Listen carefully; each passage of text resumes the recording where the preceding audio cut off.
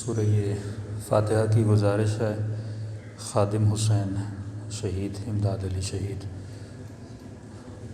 ناصر علی شہید اور فرمان علی شہید اور جتنے بھی شہداء ملت جعفریہ ہیں مرحومین سب کو یاد کرتے ہوئے سورۃ الفاتحہ.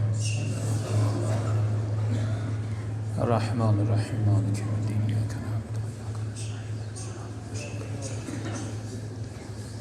بسم اللہ بسم اللہ الرحمن الرحیم بسم اللہ الرحمن الرحیم. ربنا تقبل منا انک انت السمیع العلیم. صلوات پڑھیں محمد و آل محمد.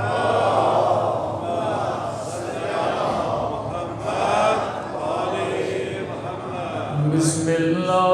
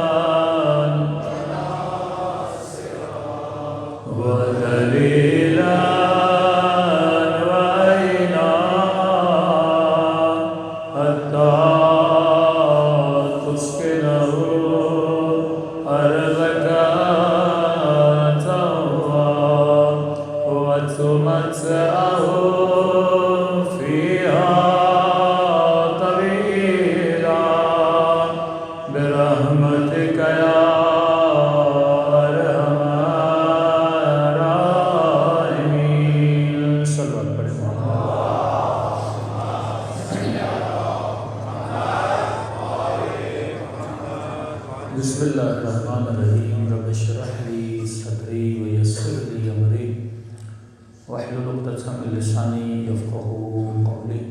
اما بعد فقد قال سبحانہ وتعالی فی محکم کتابہ بسم اللہ الرحمن الرحیم قل لا اسألکم علیہ اجرا الا المودۃ فی القربى. صلوات پڑھیں محمد و آل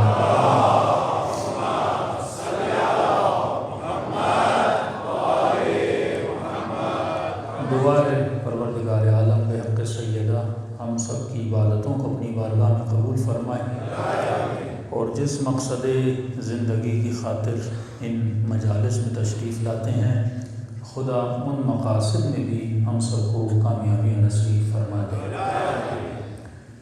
مسلسل آپ کی خدمت میں عرض کر رہے ہیں کہ زندگی الہی تب بنتی ہے جب زندگی مدار محبت و مودت اہل بیت میں گزرے۔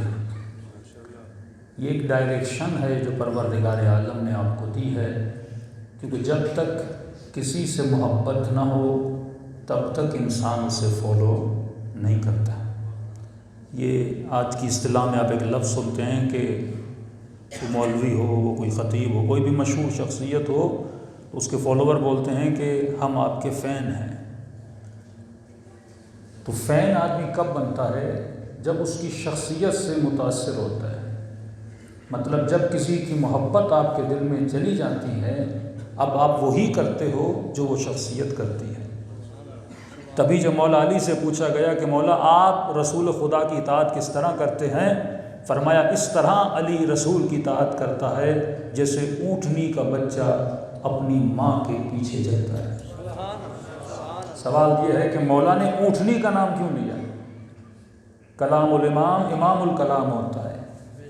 مولا نے یہ نہیں کہا جس طرح بطخ کا بچہ، مرغابی کا بچہ، بکری کا بچہ، حالانکہ مرغابی کا بچہ بھی اپنی ماں کے پیچھے چلتا ہے، بکریاں بھی اپنی ماؤں کے پیچھے چلتی ہیں، لیکن امام نے مثال کس کی دی؟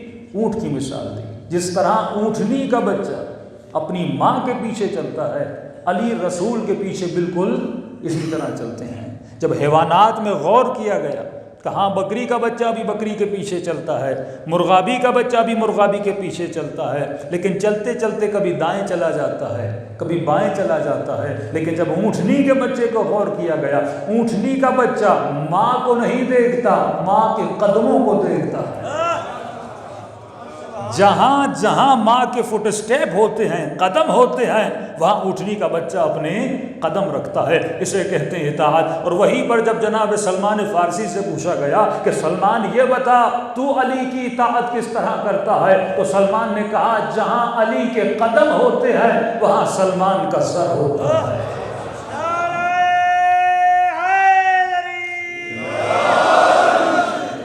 اب سوال یہی ہے، جس کی جتنی محبت زیادہ ہوتی ہے اس بندے میں اتنی اطاعت زیادہ ہوتی ہے۔ یہ زندگی میں محبتوں کا ٹکراؤ ہوتا ہے کہ کل میں نے عرض کہا کہ انسان پریشان ہوتا ہے کہ علی کی سنے یا بیوی کی سنے، بیوی پریشان شوہر کی سنے یا مولا علی کی سنے، مومن پریشان کس کی سنے؟ کہ میں نے کہا مولا علی کی ولایت بھی آپ پر ہے اور بچے پر باپ کی ولایت بھی ہے، اور یہ خاتون جب تک باپ کے گھر میں ہے تو باپ کی ولایت میں ہے، لیکن جیسے باپ کے گھر سے نکل کر شوہر کے گھر میں چلی گئی، اب ولایت کس کی آ گئی؟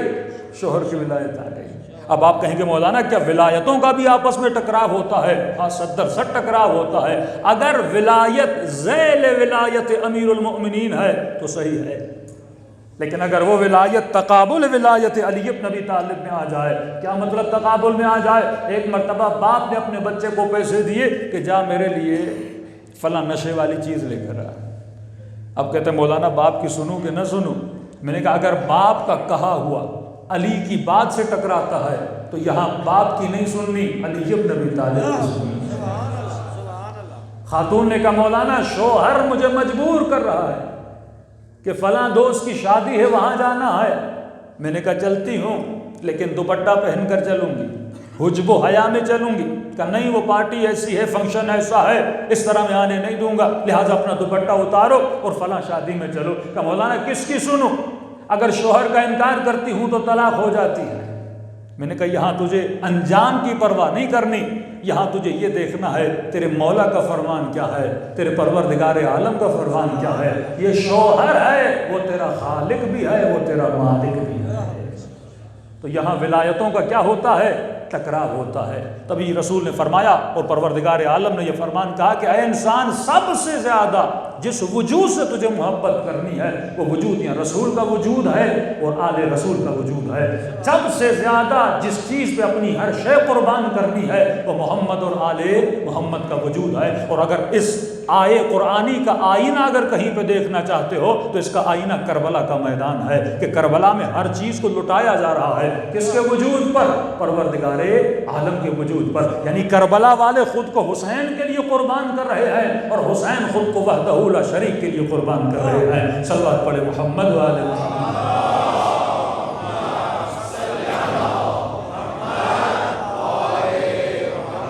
اسی لیے تاریخ اسلام میں رسول خدا نے کچھ شخصیات کو معیار حق اور باطل بنایا. ایک مرتبہ میں کلی تعریف کرتا ہوں، مثلا علماء اچھے ہوتے ہیں، یہ کلی تعریف ہے. فلاں قوم کے بندے بہت اچھے ہوتے ہیں، خوش اخلاق ہوتے ہیں، یہ میں نے کلن ان کی تعریف کی. لیکن ایک مرتبہ اس قوم کے کسی فرد کو میں معیار بناتا ہوں. مثلا یہ کہا کہ عمار کو جو مارے گا وہ باطل پر ہوگا، وہ حق پہ نہیں ہوگا. عمار کیا بنے؟ معیار بنے. تاریخ کی جو جنگ صفین ہو رہے تھے، ایک پورا ٹولہ تھا جو کھڑا رہا صرف یہ دیکھنے کے لیے کہ عمار کو کون مارتا ہے. اور جب انہیں پتا چلا کہ امیر شام کے لشکر نے عمار کو شہید کر دیا، وہ پورا لشکر کس کے پاس آیا؟ علی بن ابی طالب کے پاس آیا. اور فوراً اچانک دیکھا لی کہ لشکر میں اضافہ ہو گیا تو انہوں نے کہا کب کریں تو کیا کریں. فوراً ایک واویلا کیا کہ عمار کو ہم نے نہیں مارا، عمار کو علی نے مارا ہے.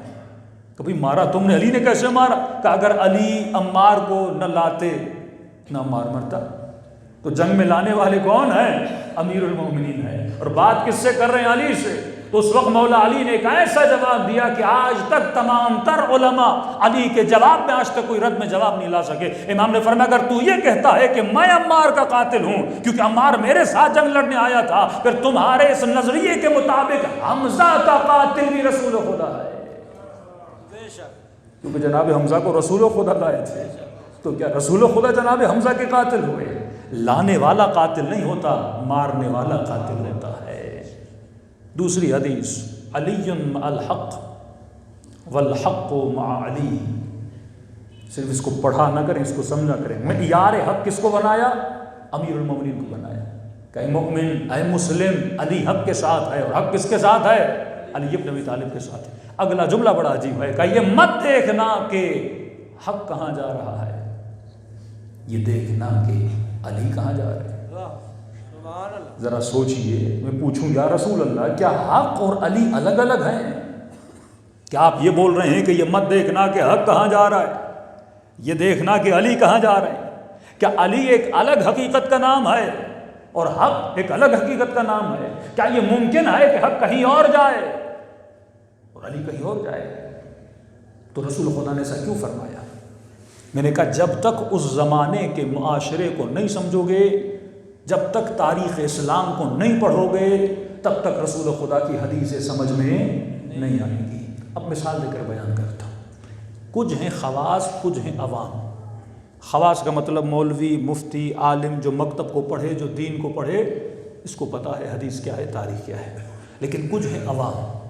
جب خلافت کا انتخاب ہوا تو خواص نے چنا، عوام نے وہی کیا جو خواص نے کیا. مثلا پارلیمنٹ میں جب وزیر اعظم کا انتخاب ہوتا ہے تو عوام ایگری کرتی ہے نا، جب خواص چن لیتے ہیں تو عوام چپ ہو جاتی ہے. عوام وہی کرتی ہے جہاں پہ خواص جاتے ہیں. اب رسول ہیں، رسول کے ساتھ جنگوں میں ساتھ دینے والے، رسول کو بیٹیاں دینے والے، اسلام لانے والے، اپنا مال رسول کو دینے والے، دائیں بائیں رسول کا اصحاب ہیں. لہٰذا ہر مسلمان اصحاب رسول کا کیا کرتا ہے؟ احترام کرتا ہے. عام آدمی اسے پتہ چلا جو رسول کی جوتی کو اپنے سر پہ اٹھائے وہ اپنی جان رسول کے اصحاب پہ قربان کرے گا. سیدھی سیدھی بات ہے. جتنا ہم عشق جناب سلمان سے کرتے ہیں اتنا عشق سارے مسلمان تمام تر اصحاب سے کرتے ہیں. عشق سلمان کیوں ہے؟ کیونکہ سلمان علی کا بھی صحابی ہے اور رسول خدا کا بھی صحابی ہے. اب عوام رسول سے بھی محبت کرے اور جن لوگوں نے اپنا ساتھ رسول کے ساتھ دیا ان سے بھی محبت کرے. کیونکہ عوام دیکھ رہی تھی کوئی رسول خدا کے ساتھ بدر میں ہے، کوئی احد میں ہے، مختلف غزوات میں رسول خدا کے ساتھ ہیں، جن سے بیٹیاں دی جا رہی ہیں، جن سے رشتہ داریاں کی جا رہی ہیں. لہٰذا ان سے محبت بھی تھی. جب بھی محفل، جب بھی مسجد میں بیٹھتے تھے، یہی اکابر اصحاب رسول خدا کے ساتھ بیٹھے ہوتے تھے. تو عوام رسول سے بھی محبت کرے، اصحاب رسول سے بھی محبت کرے۔ اب ماجرا یہ ہوا کہ رسول خدا کا ہوا انتقال، تو رسول کے انتقال کے بعد یہی عوام تمام تر اصحاب رسول سے کیا کرتی ہے؟ محبت کرتی ہے۔ کہانا اصحابی کالنجوم بأیہم اقتدیتم اہتدیتم، میرے سارے اصحاب کیا ہیں؟ ستاروں کی طرح ہیں۔ تو عوام کے لیے تو اصحاب کس کی طرح ہیں؟ ستاروں کی طرح ہیں۔ اب ہوتا یہ ہے عوام کے لیے جناب ابی بکر بھی حق پر، جناب علی بھی حق پر، امیر شام بھی حق پر، جتنے بھی اصحاب، عمار بھی حق پر، سلمان بھی حق پر، ابو ذر بھی حق پر، ازواج رسول بھی حق پر، سارے کیا ہیں؟ حق پر ہیں۔ اب ہوتا یہ ہے کہ رسول کے جانے کے بعد اگر یہ آپس میں لڑ پڑیں تو عوام پریشان ہے، بھائی کہاں جائیں؟ امیر شام مغرب کی طرف اور علی کا راستہ مثلا مشرق کی طرف، 10 بقرے باں، عوام کیا کرے؟ عوام کے لیے یہ بھی حق ہے، عوام کے لیے یہ بھی حق ہے۔ بھائی اور آسان کر دوں، ایک سیاسی پارٹی کا لیڈر مثلا قائد اعظم دنیا سے چلے گئے، رائٹ اور لیفٹ میں قائد اعظم کے ساتھ تھے نا، ایک طرف بہن ہے، ایک طرف لیاقت علی خان ہے، ایوب خان ہے، یہ سارے لیڈرز ہیں جو قائد اعظم کے ساتھ تھے۔ اب قائد اعظم جب چلے گئے تو عوام کا وہی احترام ہے نا جو قائد اعظم کے ساتھ تھے، بھائی انہوں نے جد و جہد کی تھی پاکستان کو بنانے میں۔ اب اگر قائد اعظم کے جانے کے بعد یہ آپس میں لڑ پڑے تو عوام پریشان ہو جائے، کس کا ساتھ دے، کس کے ساتھ جائے؟ مثلا بھٹو کے ساتھ لوگوں کی بڑی ہمدردیاں تھیں، اب بھٹو دنیا سے چلے گئے، اس کی فیملی کے ساتھ وہی ہمدردیاں، اب بہن ایک طرف جائے، مرتضیٰ بھٹو دوسری طرف جائے، اس کی الگ پارٹی، اس کی الگ پارٹی، اب عوام کرے تو کیا کرے، کس کا ساتھ دے؟ یہی حال تھا رسول خدا کے جانے کے بعد، مسلمانوں کے دلوں میں اصحاب رسول کا وہی احترام، لیکن کیا دیکھا؟ جنگ صفین ہوتی ہے، ایک طرف رسول کا صحابی، دوسری طرف بھی رسول کا صحابی، ایک طرف عمار ہیں، محمد ابن حنفیہ ہیں، بڑے بڑے اکابر اصحاب ہیں، سلمان ہیں، ابو ذر ہیں، یہ سارے کیا اصحاب رسول ہیں۔ اب عوام سب کو کیا سمجھتی ہے؟ حق سمجھتی ہے۔ اب یہاں پہ رسول نے فرمایا یہ مت دیکھنا کہ حق کہاں جا رہا ہے، یہ دیکھنا کہ علی کہاں جا رہا ہے۔ تجھے بولا جائے گا یہ بھی حق پر ہے، یہ بھی حق پر ہے، یہ بھی حق پر ہے، تو کہا یہ مت دیکھنا کہ حق کہاں جا رہا ہے، یہ دیکھنا کہ علی کہاں جا رہا ہے، کیونکہ جہاں جہاں علی ہوگا حق بھی وہیں ہوگا۔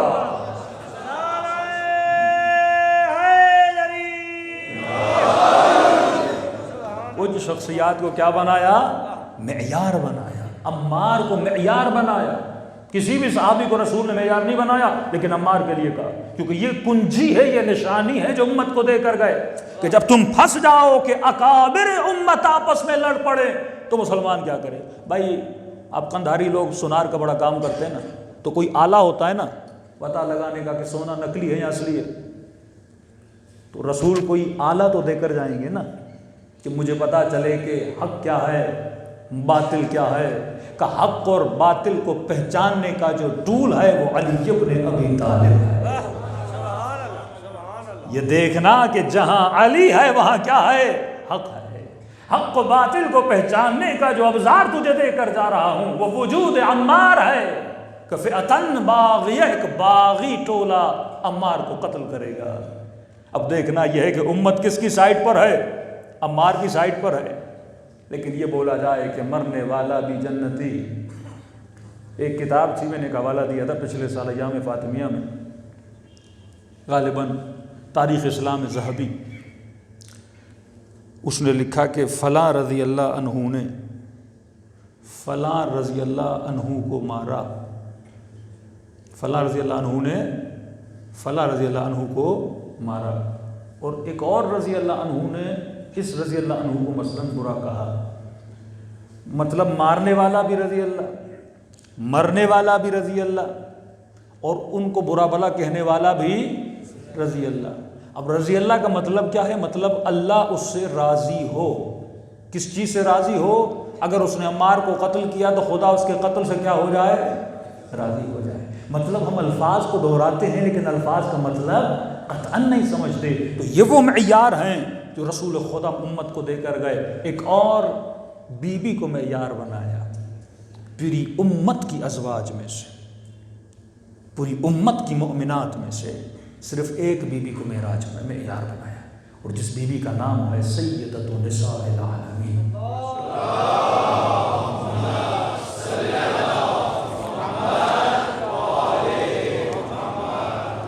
چند روایتیں صرف اہل سنت کی کتاب سے، تاکہ آپ کو پتہ چلے کہ سیدہ کا مقام خود کتب اہل سنت میں کتنا بڑا ہے۔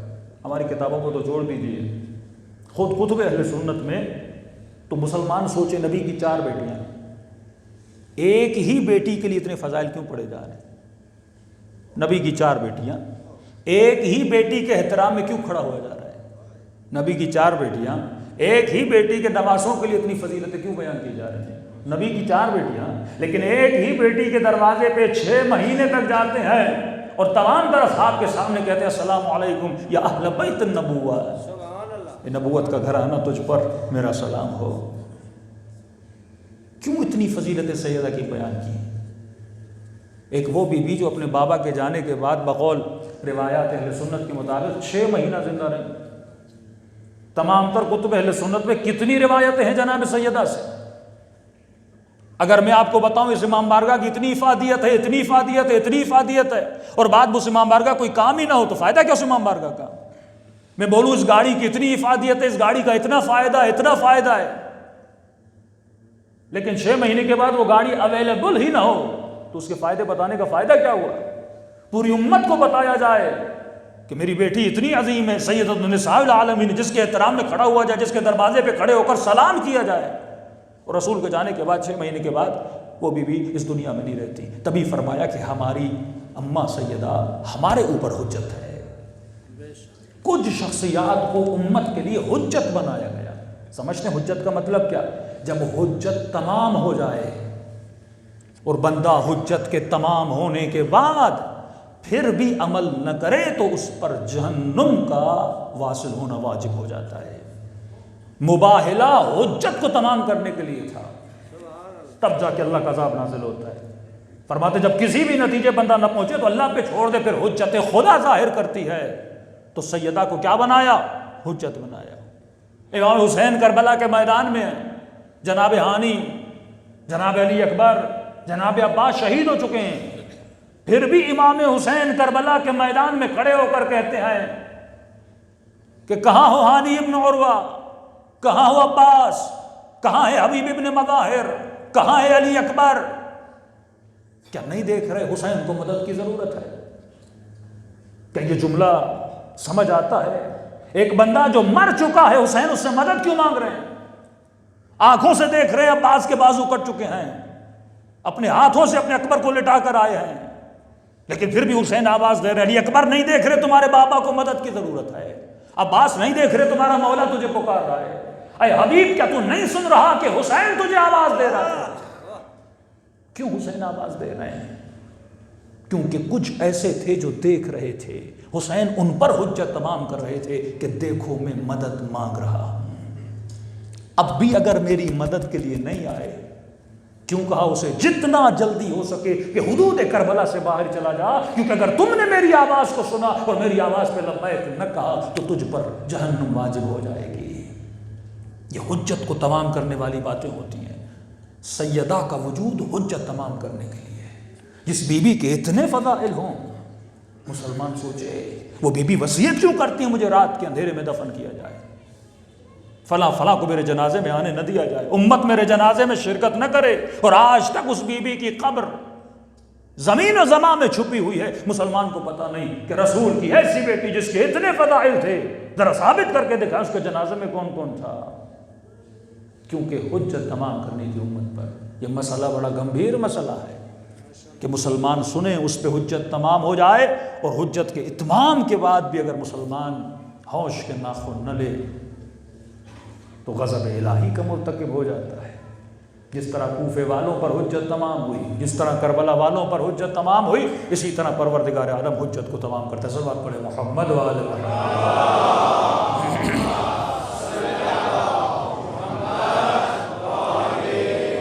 جلدی جلدی سے چند روایات، کیونکہ یہ ممبر سے بہت کم پڑھی جاتی ہیں، سیدہ کے وہ فضائل جو کتب، ہمارا کام ہے کہ جو چیزیں اتنے فضائل ہیں اہل سنت کی کتابوں میں، یقین کیجیے یہی فضائل اگر انہی کی کتابوں سے سنائے جائے محبت اہل بیت پھیل جائے. نہیں پڑھتے، قصور ان کا نہیں کیونکہ ان کو سنایا نہیں جاتا. وہ چیزیں جو یہ ظلم ہے امت مسلمہ پر کہ اسے اس کی کتاب پڑھ کے نہیں سنائی جاتی، تو کم از کم آج کا جوان کلپ کی صورت میں، تصویر کی صورت میں، کچھ سیکنڈز کی صورت میں ان کی کتابوں سے نکال کر دکھائے. کیوں اتنا شور و شرابہ ہوا جب محمد علی مرزا جیسا جوان انہی کی کتابوں سے انہیں دکھاتا ہے. نیچے آپ کمنٹس پڑھیے، کہتے ہیں یہ بھی شیعہ ہو گیا ہے. میں نے کہا اللہ کا کمال ہے، جو بھی سچ بولتا ہے یہ بولتے ہیں یہ شیعہ ہو گیا ہے. جہاں کوئی سچ بولتا ہے کیا بولتے ہیں شیعہ ہو گیا. جواب دو نا اس کا، یہ کون سا جواب ہے شیعہ ہو گیا ہے؟ مطلب ذہن میں پکچر بنا دی، شیعہ مطلب جھوٹا، پکچر بنا دی نا. اب جو شیعہ ہو گیا مطلب جھوٹ بول رہا ہے. اتنا لفظ شیعہ کو بدنام کر دیا گیا. پروپیگنڈا ایسے کہتے ہیں ایکشن لاؤڈر دین آپ کے، جو اس پہ قصور ہمارا بھی ہے، کیونکہ جو تشیع کتابوں میں لکھی ہے وہ تشیع روڈوں پہ نظر نہیں آتی. جو تشیع کلام معصوم میں ہے وہ تشیع مسلمان نہیں دیکھتے. آپ کتنا بھی بولو اسلام بہترین مذہب ہے، لیکن انگریز کہے گا یہ مجھے مت بتاؤ بہترین مذہب، مجھے بتاؤ بہترین مسلمان کہاں ہے. اسے تو چور مسلمان ملتا ہے، اسے تو دھوکے باز مسلمان ملتا ہے، اسے تو گلے کاٹنے والا مسلمان ملتا ہے، اسے تو ظلم کرنے والا مسلمان، لٹیرا مسلمان، کرپشن میں گھرا ہوا مسلمان، رشوت کھانے والا مسلمان. اور بولے نہیں قرآن میں لکھا ہے رشوت لینا حرام ہے، چوری کرنا بری بات ہے، جھوٹ بولنا بری بات ہے. کتابوں کو چھوڑ دو، لوگ ایکشن کو دیکھتے ہیں تمہارے. آدھا قصور ہمارا بھی ہے کیونکہ ہم نے یہ کہا کہ ہمارا مکتب اتنا خوبصورت ہے، سوال یہ ہے تمہارے ایکشنز میں خوبصورتی ہے کہ نہیں ہے. ہم کون سا چہرہ مسلمانوں کو اپنا دکھاتے ہیں، اسی چہرے کی وجہ سے شیعت کیا ہوتی ہے، بدنام ہو جاتی ہے. کیوں یہی اہل سنت جب کربلا جاتا ہے تو متاثر ہو کے آتا ہے. یہی اہل سنت جب دوسرے ممالک میں تشیع کو دیکھتا ہے تو انسپائر ہوتا ہے. لیکن بر صغیر میں جب حرکات کو دکھایا جاتا ہے، کئی ایسے کام ہیں جس میں ہماری اپنی بھی نادانیاں شامل ہیں، جس کے ذریعے سے ہم نے تشیع کا چہرہ کیا کیا ہے، بگاڑا ہے. چوتھے امام کا سخت ترین فرمان ہے، کہتے ہیں نفرین ہو اس پر، مطلب اللہ کا عذاب ہو اس بندے پر. فارسی میں لفظ ہے نا، جو شیوہ اہل بیت کو مانے پر سیرہ اہل بیت پہ عمل نہ کرے، طریق اہل بیت کی تعریفیں کرے لیکن اپنی سیرت میں اہل بیت کی سیرت کو نافذ نہ کرے. مولا فرماتے ہیں ہم ایسے لوگوں سے بیزار ہیں جو ہماری تعریفیں تو کرے لیکن اپنی سیرت میں ہمارا سیرہ اس کا نظر نہ آئے. تو کبھی کبھی تبھی مولا فرماتے ہیں کہ عشیو کونوا لنا زینا ولا تکونوا لنا شیئا، ہمارے لیے باعث زینت بننا، باعث ذلت نہ بننا. یہ لباس جو میں نے پہنا یہ کیا ہے، زینت ہے. ٹوپی پہنتے ہو، لباس پہنتے ہو، جیکٹس پہنتے ہو، یہ کیا ہے، آپ کی زینت ہے. میلا لباس پہنو گے لوگ بولیں گے میلا آدمی ہے. اچھا لباس پہنو گے لوگ بولیں گے صاف ستھرا آدمی ہے. تو لباس آپ کی کیا ہے، زینت ہے. مولا فرماتے ہیں علی کی زینت تو ہے، گویا علی کا لباس تو ہے. دنیا علی کو نہیں دیکھ رہی، دنیا تجھے دیکھ رہی ہے. یہاں ایک خاتون نے، ایک جوان نے محرم کے دنوں میں کالا کپڑا پہنا اور اسی کوئٹہ میں کالا لباس پہن کے ایام اعضاء میں چلنے لگا. جب تم مین چوک پہ جاتا ہے، بازار پہ جاتا ہے، یا پاکستان کے کسی بھی شہر میں جاتا ہے، دنیا کو نہیں پتا تو کون ہے، کس کا بیٹا ہے، کون ہے. دنیا تیرے لباس کو دیکھ کے پہچانتی ہے. دور سے بولتے ہیں یہ کون جا رہے ہیں، شیعہ جا رہے ہیں. تو یہ کالا لباس حسین کی پہچان بن چکا ہے، یہ حسینیت کی پہچان بن چکا ہے. اب دنیا تجھے نہیں جانتی، تبھی فرمایا نفرین ہو ایسے بندے پر جو کالا لباس پہنے، یا ایسی خاتون جو کالا لباس پہنے اور بازار میں جائے. دنیا اسے نہیں جانتی ہے کس کی بیٹی ہے یا کس کا بیٹا ہے، دنیا کالے لباس کو جانتی ہے. اور اگر اسی کالے لباس میں یہ کوئی غلط کام کرے تو دنیا کیا بولے گی، شیعہ برا ہوتا ہے. یہ نہیں بولے کہ عارف کاظمی برا ہوتا ہے، ہمیں کون جانتا ہے؟ دنیا لباس کو دیکھ کے فرمایا یا پھر یہ لباس نہ پہنا کر، اگر برائی کرنی ہے تو ایسا لباس نہ پہنا کر۔ تقدس ہے جب تو کالا، تو مقدس بن جاتا ہے جب لباس سے سیاہ زیب تن کرتا ہے، جب تو اپنے گھر پہ علم لگاتا ہے یہ گھر مقدس بن جاتا ہے، جب تو امام بارگاہ میں آتا ہے یہ مقام مقدس بن جاتا ہے۔ بھائی زمین تو زمین ہے، لیکن اگر تم نے چھوٹی زمین لے کے یہ مختص کر دیا یہ زمین امام بارگاہ کے لیے ہے، یہ زمین مسجد کے لیے ہے، یہ زمین عبادت کے لیے ہے، تو زمین کا تقدس، زمین تو زمین ہے لیکن جیسے اس پہ مسجد و امام باڑے کا نام آتا ہے تو مقدس بن جاتی ہے۔ بالکل اسی طرح جب تیرے وجود پہ لفظ شیعہ آتا ہے تو مقدس بن جاتا ہے۔ دیکھیے ہاتھ تو ہاتھ ہے نا، پاؤں تو پاؤں ہے، گوشت ہڈیاں خون کا مجموعہ ہے، لیکن اگر میں علمدار روڈ سے پیدل جاؤں مثلا کراچی کی طرف، کوئی ارزش و قیمت نہیں میرے ان قدموں کی، لیکن یہی قدم، وہی ہڈیاں، وہی خون، وہی گوشت اگر نجف سے پیدل چلے کربلا کی طرف، ٹانگیں وہی ہیں، خون وہی ہے، ہڈیاں وہی ہے، روایات کے جملے ہیں، تمہارے پاؤں کی خاک سے ملائک اپنے پروں کو مس کرتے ہیں۔ آنسو تو آنسو ہیں، لیکن بندہ دنیا کے لیے روئے تو ان آنسوؤں کی کوئی قیمت نہیں ہے۔ کوئی چیز کھو جائے، بیٹا مر جائے، اس کے غم میں روئے، آنسو کی کوئی قیمت نہیں ہے، لیکن وہی آنسو اتنا نکلے کہ تمہاری آنکھ گیلی ہو جائے، فرماتے ہیں اس آنسو کے قطرے کی خریدار جناب سیدہ فاطمہ بن جاتی ہے۔ یہ آنسو رومال زہرا میں سیو ہو جاتا ہے، کیوں؟ کیونکہ نسبت بدل گئی۔ عیشیو کونو لنا زینن ولا تکونو لنا شینا۔ یہ آج مسلمان جو اسلام کو بدنام کر رہا ہے، اسلام کو بدنام، خود کو تو خود تو بدنام نہیں ہو رہا، کون بدنام ہو رہا ہے؟ اسلام بدنام ہو رہا ہے۔ تبھی فرمایا اگر کسی کو معیار بنایا ہے تو وسلموا تسلیمہ کا معیار یہی ہے، صلوات پڑھے محمد والے۔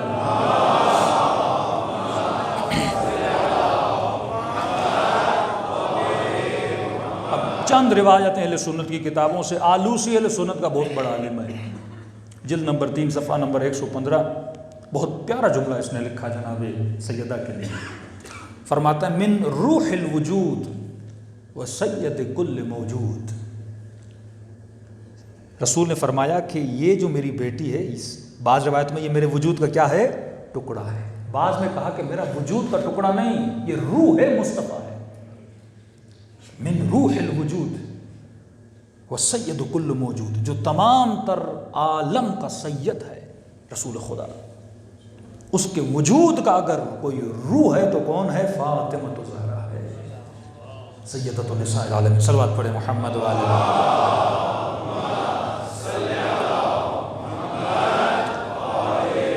دوسری روایت سبل الہدی جلد نمبر 10 صفحہ نمبر 247، اس میں کہتے خرج النبی وہو آخذ بید فاطمہ، رسول خدا گھر سے نکلے اور رسول کے ہاتھ پہ کس کا ہاتھ تھا؟ جناب سیدہ کا ہاتھ، یعنی لوگوں کے سامنے اپنی بیٹی کو لے کر جا رہے ہیں۔ اور اس وقت رسول خدا نے پوچھا کہ لوگوں کیا جانتے ہو؟ جو جانتا ہے وہ جانتا ہے، ومن لم یعرفها تو جان لو، جو جانتا ہے سیدہ کو وہ جانتا ہے، جو نہیں جانتا تو جان لو ہی فاطمہ وہی بضعۃ منی، یہ فاطمہ ہے، یہ میرے وجود کا کیا ہے؟ ٹکڑا ہے۔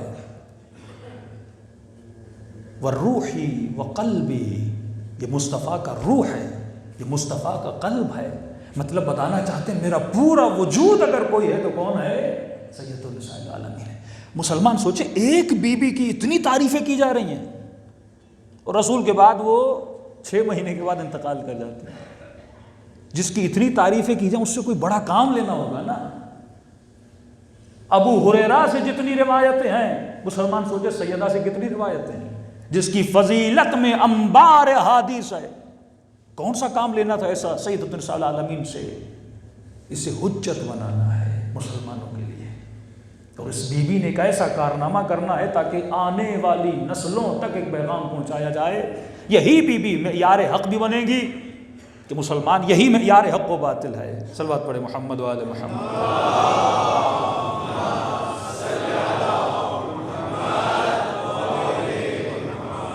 کہ میں نے کہا 6 مہینے دروازے پہ آتے تھے السلام علیکم اہل بیت النبوہ، 7 جگہوں پر صحیح بخاری میں لکھا ہے 7 جگہوں پر، کتنا اور رسول امت کو بتاتے۔ علی کے بارے میں ہو بھائی، ولی کا مطلب خلافت ہے، ولی کے نام سے احادیث ہیں، امام کے نام سے خلافت کا صدق ہوتا ہے، امام کے نام سے احادیث موجود ہیں، وصی کے نام سے خلیفے کو ماننا ہے، وصی کے نام سے، یعنی کہا علی میرا وصی ہے، علی میرا ولی ہے، علی میرا خلیفہ، اور کتنا رسول خدا بتاتا ہے، یہاں تک کہ 7 مرتبہ صحیح بخاری موجود ہے کہ میرے لیے کاغذ اور قلم لاؤ، اگلا جملہ، تاکہ میرے جانے کے بعد تم کبھی گمراہ نہ ہو جاؤ۔ مطلب رسول کو پتا ہے نا امت کیا ہوگی، گمراہ ہو جائے گی۔ آج تک اس کا جواب نہیں ہے، توجیہات کی جاتی ہیں، لیکن کاغذ و قلم لا۔ اور ابن عباس بلند بلند آواز سے فریاد، الرضیہ کل الرضیہ، کہتا تھا یہ بدبختی ہمارے اوپر آئی، اے کاش رسول کے کاغذ اور قلم کے درمیان اگر ہم حائل نہ ہوتے تو امت کبھی گمراہ نہ ہوتی۔ اپنے سر کو پیٹتے تھے اور فریاد کرتے تھے رضیہ کل رضیہ۔ تو مسلمان سوچے یہ ساری چیزیں کتابوں موجود ہیں۔ فرائد السبتین جوینی استاد ہے بخاری کا، یہ جلد نمبر 2 صفحہ نمبر 34 میں لکھتا ہے کہ جب جناب سیدہ محراب پہ کھڑی ہوتی تھی، رسول خدا فرماتے جب میری بیٹی محراب میں کھڑی ہوتی تھی، اللہ ملائکوں کو کہتا تھا اگر کسی کی بندگی دیکھنی ہے تو فاطمہ کی نماز کو دیکھو۔ یہ کون ہے؟ جوینی، جو استاد ہے بخاری کا۔ اللہ کہتا تھا ملائکوں کو دیکھو اگر کسی کی نماز دیکھنی ہے تو کس کی نماز دیکھو؟ فاطمہ کی نماز۔ جب ملائک دیکھتے تھے تو ترتعش وجودہا، بی بی جب مصلی پہ کھڑی ہوتی تھی تو بی بی کے وجود کی ایک ایک ہڈی جو ہے وہ کانپتی تھی۔ کسی نے مولا سے پوچھا مولا ایسا کیوں ہوتا تھا؟ امام فرماتے ہیں جب مصلی عبادت پہ اہل بیت کھڑے ہوتے ہیں تو تجلی خدا ان کے وجود پر ہوتی ہے، اور اس تجلی کے اثر میں انسان کا وجود کیا ہوتا ہے؟ کانپنے لگتا ہے۔ یہی جملے مولا امام زین العابدین کے، یہی جملے امام صادق کے لیے، یہی جملے امام حسن کے لیے جب وضو کرتے تھے، اذان کی آواز سنتے تھے تو چہرے کا رنگ زرد ہو جاتا تھا، اور جب مصلی پر جاتے تھے تو تجلی پروردگار عالم کا اثر یہ تھا کہ ان کا وجود خوف پروردگار عالم سے کیا ہوتا تھا؟ ترتعش وجودہا، وجود ان کا کانپتا تھا۔ یہ محبت پروردگار عالم ہے کہ خدا خود کسی بیوی کی فضیلت کو بیان کر رہا ہے اور ان کے تمام تر کتب میں موجود ہے۔ یقیناً خدا کچھ بتانا چاہتا ہے نا کہ جس بیوی کے اتنے کمالات ہوں، بیٹیاں 4 ہیں لیکن کسی بیٹے کی فضیلت میں اتنا نہیں، ازواج ہیں لیکن کسی کی فضیلت میں اتنی روایتیں نہیں ہیں جتنی سید العالمین کے لیے۔ صلوات پڑھے محمد و آل محمد۔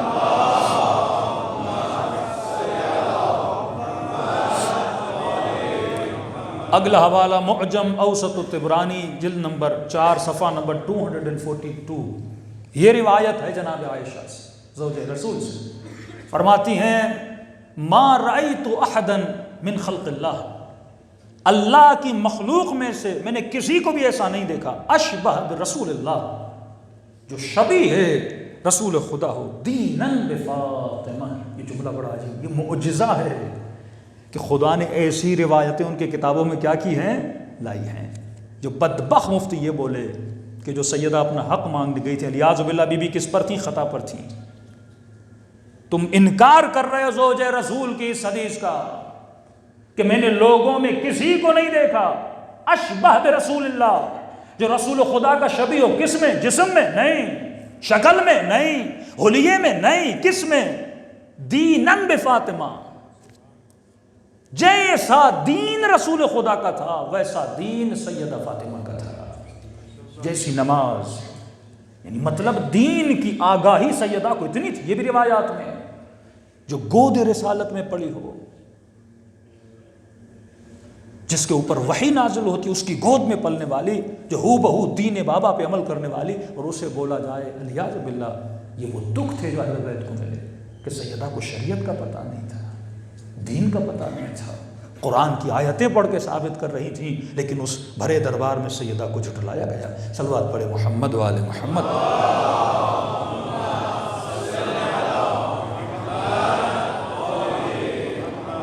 یہ روایت بھی زوج رسول جناب، اس کے تو حوالے اتنے ہیں کہ مسلمان جھٹلا نہیں سکتے۔ حاکم نیشاپوری مستدرک حاکم جلد نمبر 4 صفحہ نمبر 169، استیاب جلد نمبر 4 صفحہ نمبر 1896، تاریخ اسلام ذہبی جلد نمبر 3 صفحہ نمبر 6، سبل الہدا جلد نمبر 7 صفحہ نمبر 158، ینابیع المودہ جلد نمبر 7 صفحہ نمبر 158، جناب عائشہ فرماتی ہیں کہ جب بھی فاطمہ آتی تھی تو رسول خدا تمام قد کھڑے ہو جاتے تھے. یعنی کہ ایک بندہ احترام کے لیے تھوڑا کھڑا ہوتا ہے نا، نہیں، بیٹی ہے. لیکن فرمایا جیسے بی بی آتی تھی تمام قد کھڑے ہو جاتے تھے، اور صرف کھڑے نہیں ہوتے تھے، سیدہ کو بوسہ دیتے تھے. بوسہ دینے کے بعد گلے سے لگاتے تھے، گلے لگانے کے بعد جہاں خود بیٹھتے تھے اسی جگہ پہ فاطمہ کو بٹھاتے تھے. یہ کون بتا رہی ہے؟ نبی کی زوجہ بتا رہی ہے. اب مسلمان سوچیں اتنی فضیلتیں ایک بیوی کے لیے کیوں؟ کچھ تو ہے نا اس بیوی میں، ہمیں اس وجود سیدہ سے کچھ سیکھنا ہے نا، کہ جس بیوی کو معیار حق و باطل بنایا گیا. اب یہی حاکم مستدرک جلد نمبر 3 صفحہ نمبر 154 فرماتے ہیں سیدہ کا غضب اللہ کا غضب ہے. جس سے یہ بیوی غضبناک ہو جائیں اس سے خدا غضبناک ہوتا ہے. اب اس جملے پہ غور کیجئے گا، سیدہ کا غضب کس کا غضب ہے؟ خدا کا غضب. اللہ جسم نہیں رکھتا. آپ بولیں کہ بھائی مولانا جب غضبناک ہوتے ہیں تو اس کے آثار کیا ہیں؟ تو عام طور پہ بولا جاتا ہے جو آدمی غصے میں آتا ہے اس کے چہرے کا رنگ کیا ہو جاتا ہے؟ لال ہو جاتا ہے. تو آثار سے پتہ چلتا ہے کہ اگلا بندہ کیا ہے؟ غضبناک. اللہ جسم تو نہیں رکھتا. تو اللہ نے اپنے غضب کا اثر اگر بتایا تو وہ کیا ہے؟ سیدہ فاطمہ الزہرا ہے. یعنی دیکھنا چاہتے ہو خدا کب غضبناک ہوتا ہے تو سیدہ کو دیکھو. جب سیدہ غضبناک ہے تو سمجھنا خدا غضبناک ہے، اور جب سیدہ خوش ہے تو سمجھنا کون خوش ہے؟ خدا خوش ہے. تو یہ اثر غضب پروردگار عالم ہے. تو غور کرنا، کبھی اس بیوی کو غضبناک نہ کرنا. صلوات پڑھے محمد و آل محمد.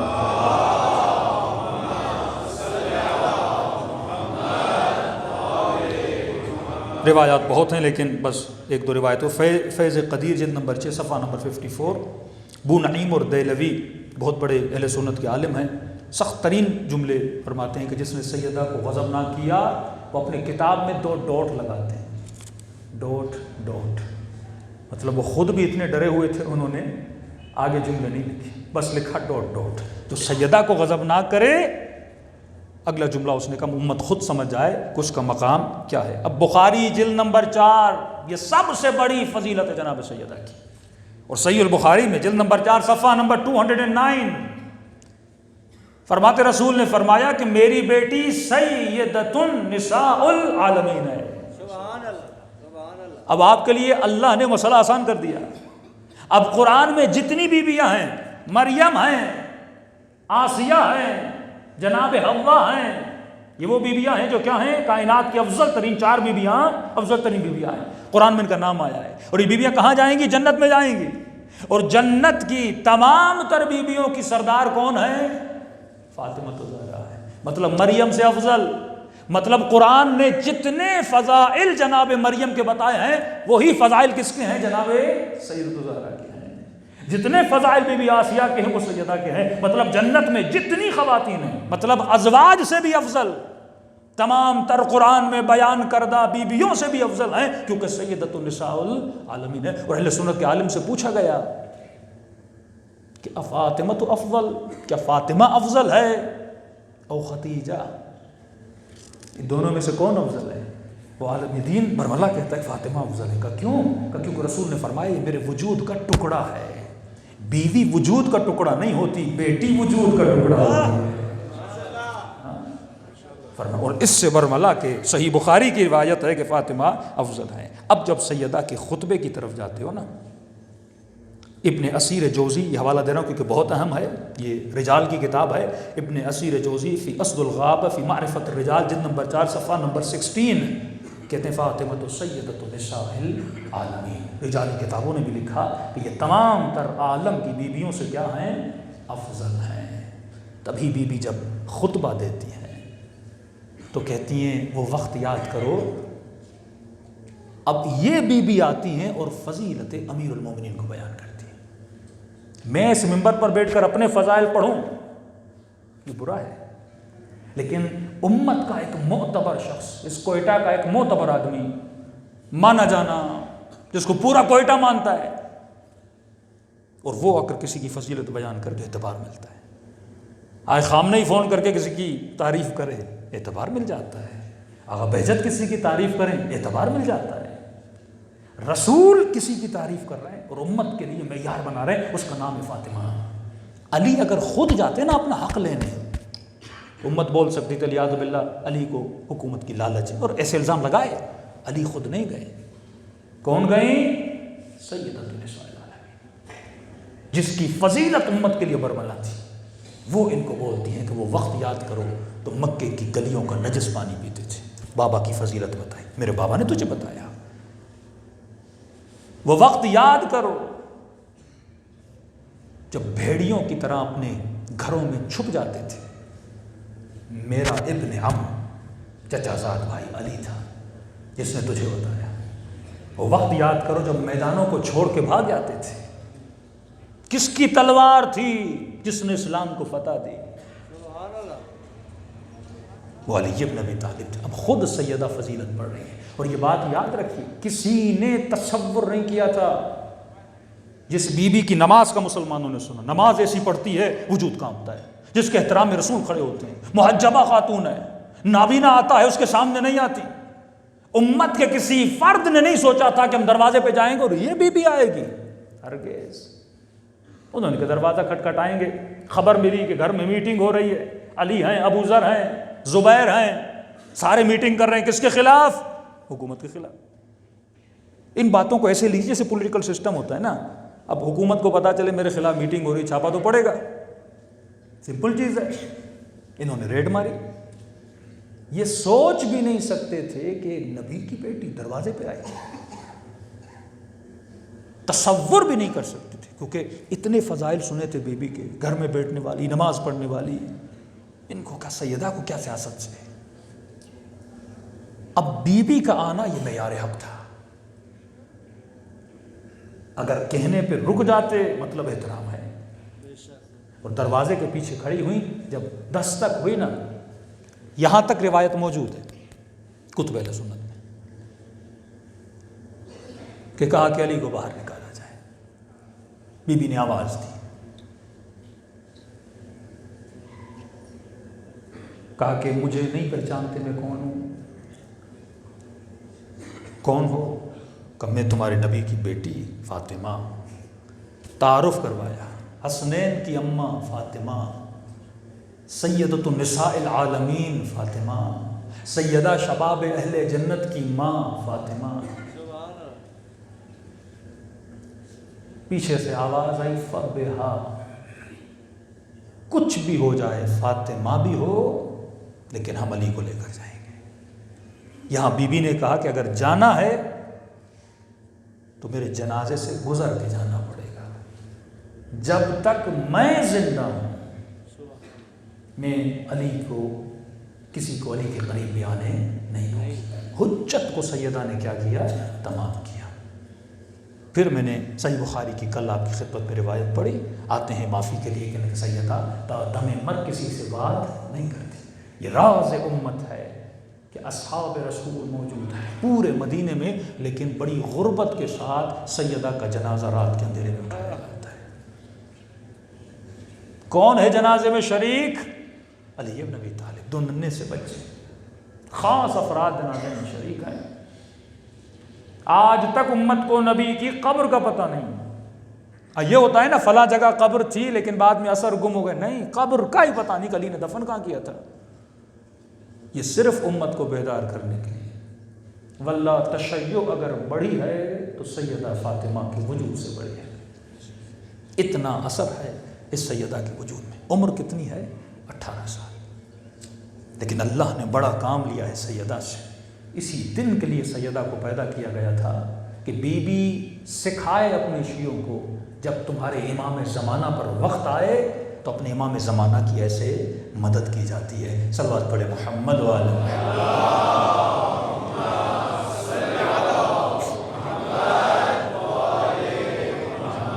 واجل فرج۔ ایک کہلے ٹی وی پہ، دنیا نیوز پہ ایک مارننگ شو ہوتا ہے تفسیر قرآن کا۔ ایک شیعہ عالم بیٹھا تھا، ایک ساتھ میں وہابی، بندہ بیٹھا تھا. تو سورہ یہ نور کی، سورہ حدید کی کچھ آیتیں پڑھی گئیں، اور وہ آیتیں جو جنگ احد کے بارے میں ہیں. تو جیسے آیتیں پڑھی، ابھی شیعہ مولوی بولنا ہی چاہتا تھا تو اس نے پیچھے سے بولا اللہ نے ان کو معاف کر دیا تھا جو بھاگ گئے تھے. اس نے کہا بھائی میں نے بولا ہی نہیں، کون بھاگا تھا؟ وہ جو چور کی داڑھی میں تنکا. فوراً اللہ نے بولا ہم نے معاف کر دیا، لہٰذا یہ انہوں نے کہا بھائی ہم ڈسکس ہی نہیں کر رہے، ہم تو نام بھی نہیں لے رہے کون بھاگے تھے. قرآن کی آیت ہے اور صریحاً آیت ہے، کچھ مسلمان بھاگے تھے اور واپس میں آئے، معافی مانگی اور اللہ نے کیا کر دیا؟ معاف بھی کر دیا. لیکن سوال یہ ہے جب اللہ نے معاف کر دیا تو اللہ اس آیت کو قرآن میں لا کیوں رہا ہے؟ اصل سوال یہ ہے وَاعْتَبِرُوا يَا أُولِي الْأَلْبَابِ. یہ کتاب قصوں کی کتاب نہیں ہے، صاحبان اولی الالباب ہے. عبرت ہے صاحبان عقل کے لیے، جاہلوں کے لیے نہیں، بے وقوفوں کے لیے نہیں. جو عقل رکھتا ہے اس کے لیے کیا ہے؟ عبرت. تو اس واقعے سے عبرت لے. انہوں نے کہا اس میں اخلاقی پوائنٹ ہے. آیت اللہ طباطبائی اس آیت سے اخلاقی پوائنٹ نکالتے ہیں کہ صرف شیعہ یہ نہ سنے کہ علی رکے تھے تو کہے نعرہ حیدری اور فلاں بھاگے تھے تو کہے واہ واہ. تو نے کیا سیکھا اس آیت سے؟ اصل عبرت یہ ہے کہ علی رکے تو کیوں رکے، وہ بھاگے تو کیوں بھاگے. یہ عبرت ہے. اس سے مجھے عبرت لینی ہے نا کہ علی رکے وہ بھاگے. کیوں بھاگے تھے؟ دشمن کے ڈر سے نہیں، دشمن تو بعد میں آیا، پیچھے سے حملہ کیا نا. مال غنیمت کی محبت میں، مطلب مال غنیمت کی محبت فرمان رسول سے زیادہ تھی. اور علی کیوں رکے؟ کیونکہ اطاعت رسول علی ابن ابی طالب کے وجود میں زیادہ تھی. تبھی فرمایا میں نے رسول کی اس طرح اطاعت کی جس طرح اونٹنی کے بچے نے اطاعت کی. اور یہ بھی جاتی ہم صرف مولا علی کا نام لیتے ہیں، چند اور اصحاب بھی تھے جو وہاں پر موجود تھے، صرف مولا علی نہیں تھے. یہ 7 افراد تھے جو وہاں پہ موجود تھے اور دوسرے لوگ وہاں سے چلے گئے. تو کیونکہ محبت رسول تھی وہ رکے. اور جس کے دل میں غنیمت کے مال کی محبت تھی وہ کیا ہو گئے؟ کہ دیکھ رہے تھے سارے لوٹ رہے ہیں، انہوں نے کہا بھائی ہم رکے رہے تو کیا ہوگا؟ سارا مال ختم ہو جائے گا. تو انہوں نے کہا ہم بھی جلدی کریں تاکہ کچھ مال لے لیں، کیونکہ جنگ ہم جیت چکے ہیں، اب کون سا دشمن ہمارے اوپر حملہ کرے گا. لیکن رسول جانتے تھے. تبھی رسول نے فرمایا کچھ بھی ہو جائے تمہیں اس پہاڑی کو چھوڑنا نہیں ہے. تو یہاں پہ عبرت سیکھنی ہے. اب سوال یہ مطلب حق کو چھوڑ کر بھاگنے والے کی قرآن نے مذمت کی ہے اور حق کو دیکھ کر ڈٹ کے رکنے والے کی اللہ نے کیا کی ہے؟ تعریف کی. اب تجھے اپنی زندگی میں دیکھنا ہے تو حق کو چھوڑتا ہے یا حق پہ رکتا ہے. میں نے کہا ان بھگوڑوں پہ تو واہ واہ کرتا ہے رسول کو چھوڑ کے بھاگ گئے، لیکن آج کے بھگوڑے کا کیا ہوگا کہ جب مسجد کے مناروں سے آواز آتی ہے حی علی الصلاۃ حی علی الفلاح، یہ مؤذن تجھے نہیں بلا رہا، یہ خدا تجھے بلا رہا ہے. اور یہ تیری اذان کا جملہ ہے کہ حی علی خیر العمل. کس عمل کے قریب آ؟ جو تمام اعمال سے بہتر ہے. اب سوال یہ ہے جب اللہ تجھے بلاتا ہے تو اللہ کو چھوڑ کے بھاگ جاتا ہے یا وفا عہد کرتا ہے؟ اگر تو یہاں بھاگ رہا ہے اللہ کو چھوڑ کے نا، کس کی محبت میں؟ دکانداری، مال، دنیا، گیم، ڈرامہ، محبت ہے نا یہ بھی. ایک طرف اللہ کی محبت، ایک طرف دنیا کی محبت. اگر تو یہاں چھوڑ رہا ہے مطلب تیرے اندر بھی بھاگنے کی کیا ہے؟ صفت موجود ہے. لیکن اگر تو رک رہا ہے اس کا مطلب تیرے اندر کیا ہے؟ جنگ ہو رہی اور علی نے حالت جنگ میں مصلی عبادت بچھا دیا. ابن عباس کے صحابی کہے یا علی یہ میدان جنگ ہے، عبادت کا مقام نہیں ہے، نماز پڑھنے کا مقام نہیں. کہ ابن عباس علی مقام کے لیے نہیں لڑ رہا، علی اسی نماز کو بچانے کے لیے لڑ رہا ہے. نعرہ تکبیر، نعرہ رسالت، نعرہ حیدری، شروط امام زمانہ بلند تر سلام.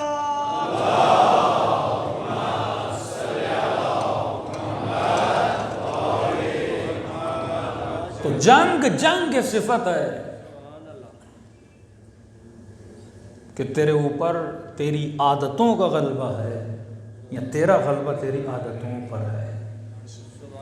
علی والا یہ بولے مولانا مجھے اپنے غصے پہ کنٹرول نہیں، یہ علی والا نہیں. علی والا یہ بولے مولانا مجھے اپنی شہوت پہ کنٹرول نہیں، علی والا نہیں، مولا کے پاس ہے یا علی میں آپ کی ولایت کو مانتا ہوں۔ امام نے کہا مجھے تیرے اندر اپنی ولایت نظر ہی نہیں آتی۔ کہ مولا کیسی باتیں کر رہے ہیں؟ میں نے کہا اشہد ان لا الہ الا اللہ اشہد ان محمد رسول اللہ وان علی ولی اللہ وخلیفتہ بلا فصل۔ امام نے کہا تو نے کہا ہے، مانا نہیں ہے علی کی حکومت کو۔ سادہ سا شیعہ تھا، کہنے لگا یا علی حکومت جب آپ کی آئی نہیں تو مانو کیسے؟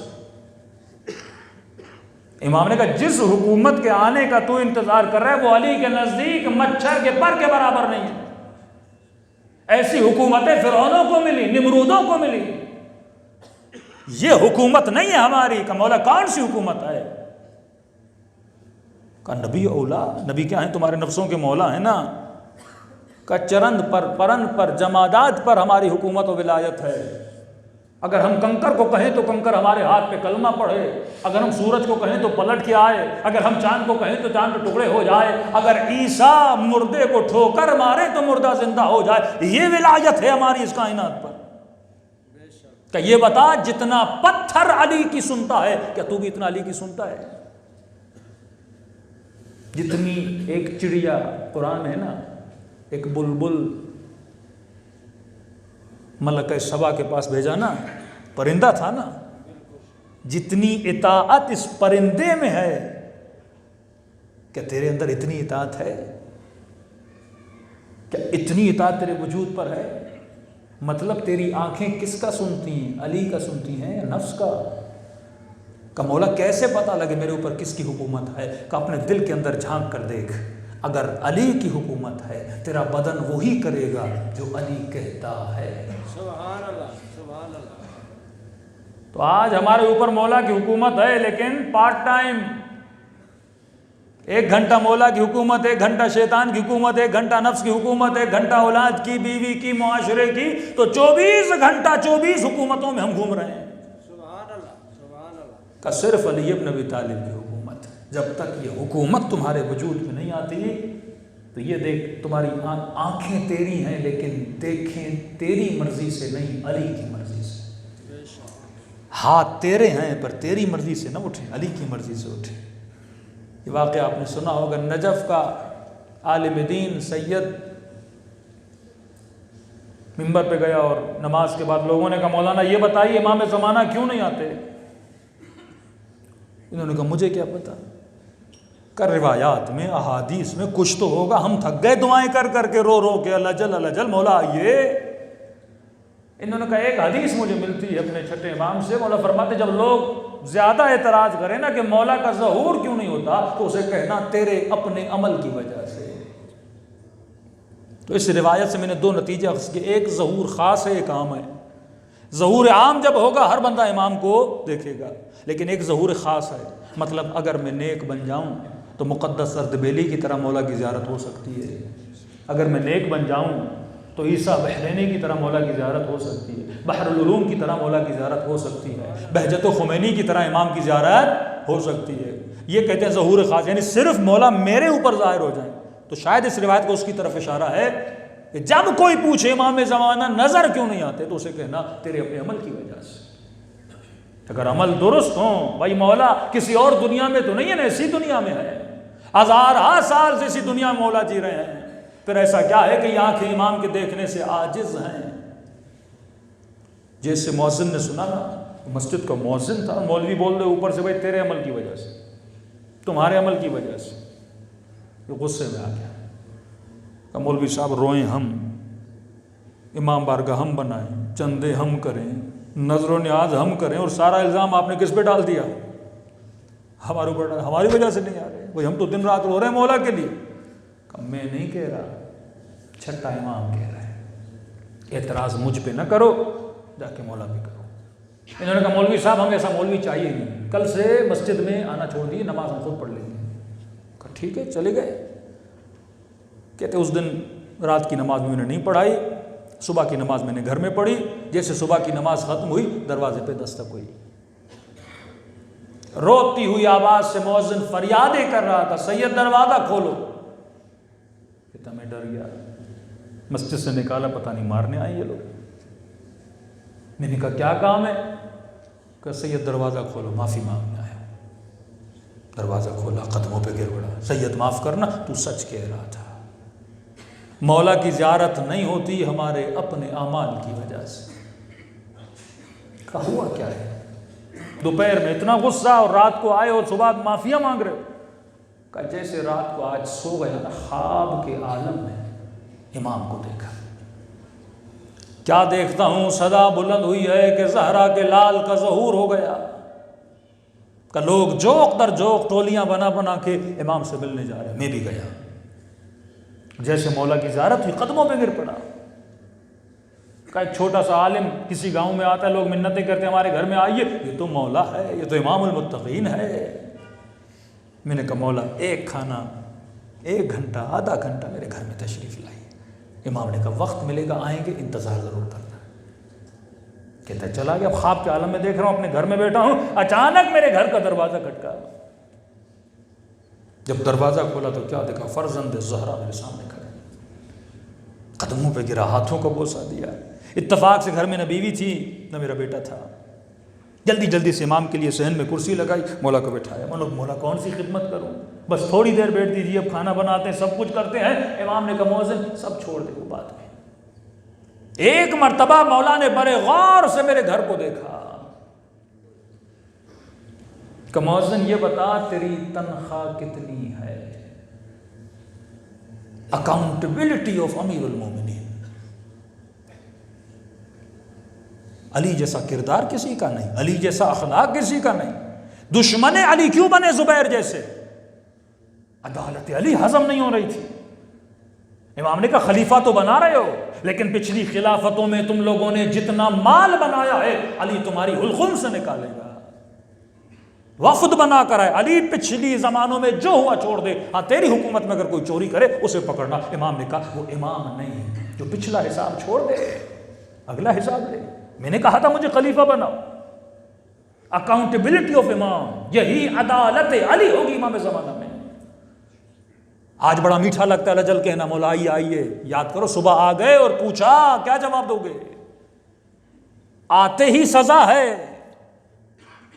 یہ جو غیبت کا زمانہ ہے یہ مہلت کا زمانہ ہے جس میں تو جی رہا ہے، مہلت ہے۔ جس طرح موت جب تک زندگی ہے مہلت ہے، موت کے بعد مہلت ختم، اسی طرح غیبت میں جب تک جی رہے ہو مہلت ہے، لیکن جیسے سزا آئے گی نا، یا اہل العالم، اے اہل عالم کے رہنے والے، حسین کا بیٹا ظہور کر چکا ہے، مہلت ختم۔ اس وقت نہیں مولا کی صدا اور مصلی بچھا کے بیٹھ جاؤ اللہ معاف کر دے اللہ معاف کر دے، نہیں۔ اس وقت مصلی بچھا کے قضا نمازیں پڑھو واجبات، نہیں، کچھ بھی نہیں ہوگا اس وقت۔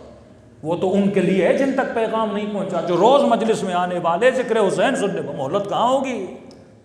تبھی روایات میں جب مولا کا ظہور ہوگا لوگ کہیں گے خدا اتنا جلدی کیوں کیا، 1 مہینہ لیٹ ہوتا تاکہ ہم اپنے کام نپٹا دیتے۔ حاسبو قبل ان تحاسبو، اس سے پہلے کہ تیرا حساب کیا جائے خود اپنا حساب کر۔ موتو قبل ان تموتو، اس سے پہلے کہ تجھے مارا جائے خود موت کو محسوس کر۔ کہ امام نے میرے پورے گھر کو دیکھا، مؤذن تنخواہ کتنی ہے؟ میں نے کہا مولا تھوڑی سی ہے۔ کہ اتنی سی تنخواہ میں اتنا بڑا گھر، اتنا سامان کہاں سے بنایا؟ دنیا والے جب تیرے گھر کے باہر بڑی گاڑی دیکھتے ہیں تو سلوٹ کرتے ہیں، امام زمانہ نہیں، وہ کیریکٹر کو دیکھ کے واہ واہ کرتے ہیں، مال کو دیکھ کر نہیں کرتے، حلال کی کمائی کو دیکھ کر واہ واہ کرتے ہیں، محنت سے کمائے ہوئے رزق کو دیکھ کر واہ واہ کرتے ہیں۔ کہ امام سے کیا جھوٹ بولتا؟ میں نے کہا مولا آپ سے کیا بولا؟ کہ سارا تو نے حرام سے کمایا ہے، راہ خدا میں دے۔ میں نے کہا مولا جان قربان، سامان کیا ہے؟ دیا۔ کہ تھوڑی دیر کے بعد میری بیوی گھر میں آئی، مولا کو سلام کیا، امام نے جواب دیا کہ مؤذن ادھر آ۔ جی مولا بیوی کو طلاق دے۔ میں نے کہا مولا متدین ہے، متقی ہے، نمازی ہے، میرا ساتھ دیا اتنے سال، کبھی میری نافرمانی نہیں کی، کبھی مجھے اف تک نہیں بولا، کیوں طلاق دوں مولا؟ امام نے کہا جو مجھے پتا ہے وہ تجھے پتا نہیں ہے۔ مولا کیا گناہ ہے میری بیوی کا، ایسے ہی طلاق دوں؟ امام نے کہا یہ تیری رضائی بہن ہے، جب تو پیدا ہوا گھر ساتھ ساتھ تھے، تیری ماں کے سینے میں دودھ نہیں تھا، اس ہمسائے کے گھر میں گئے، اس کی ماں کا دودھ پیا تو نے، اس کے بعد گھر جدا ہوئے، فاصلے پڑ گئے، پہچان ہوئی، شادی ہو گئی، جب تک پتہ نہیں تھا رشتہ حلال تھا، اب جب بتایا ہے تو رشتہ حرام ہے، سبحان اللہ. کا پریشان ہوا. یہ وہ تھا جو تمنا کر رہا تھا مولا کا ظہور ہو جائے، دی طلاق. کا جوان بیٹا گھر میں داخل ہوا، امام نے بیٹے کو دیکھا، کہا اے مؤذن، بیٹے کی تربیت نہیں کی تو نے، تجھے پتا ہے کہاں سے آ رہا ہے؟ شراب پی کر آ رہا ہے، زنا کر کے آ رہا ہے، جوا کھیل کے آ رہا ہے، کن دوستیوں میں کن محفلوں میں تم نے اپنے بیٹے کو ڈال دیا، لہٰذا میں تیرے بیٹے پر حد شرعی جاری کروں گا کیونکہ گناہ کر کے آیا ہے. کہتا ہے سامان دیا، بیوی کو طلاق دی، بیٹا کون قربان کرے؟ کہتا ہے غصہ چڑھ گیا مجھ پہ، کھڑا ہو گیا غصے سے.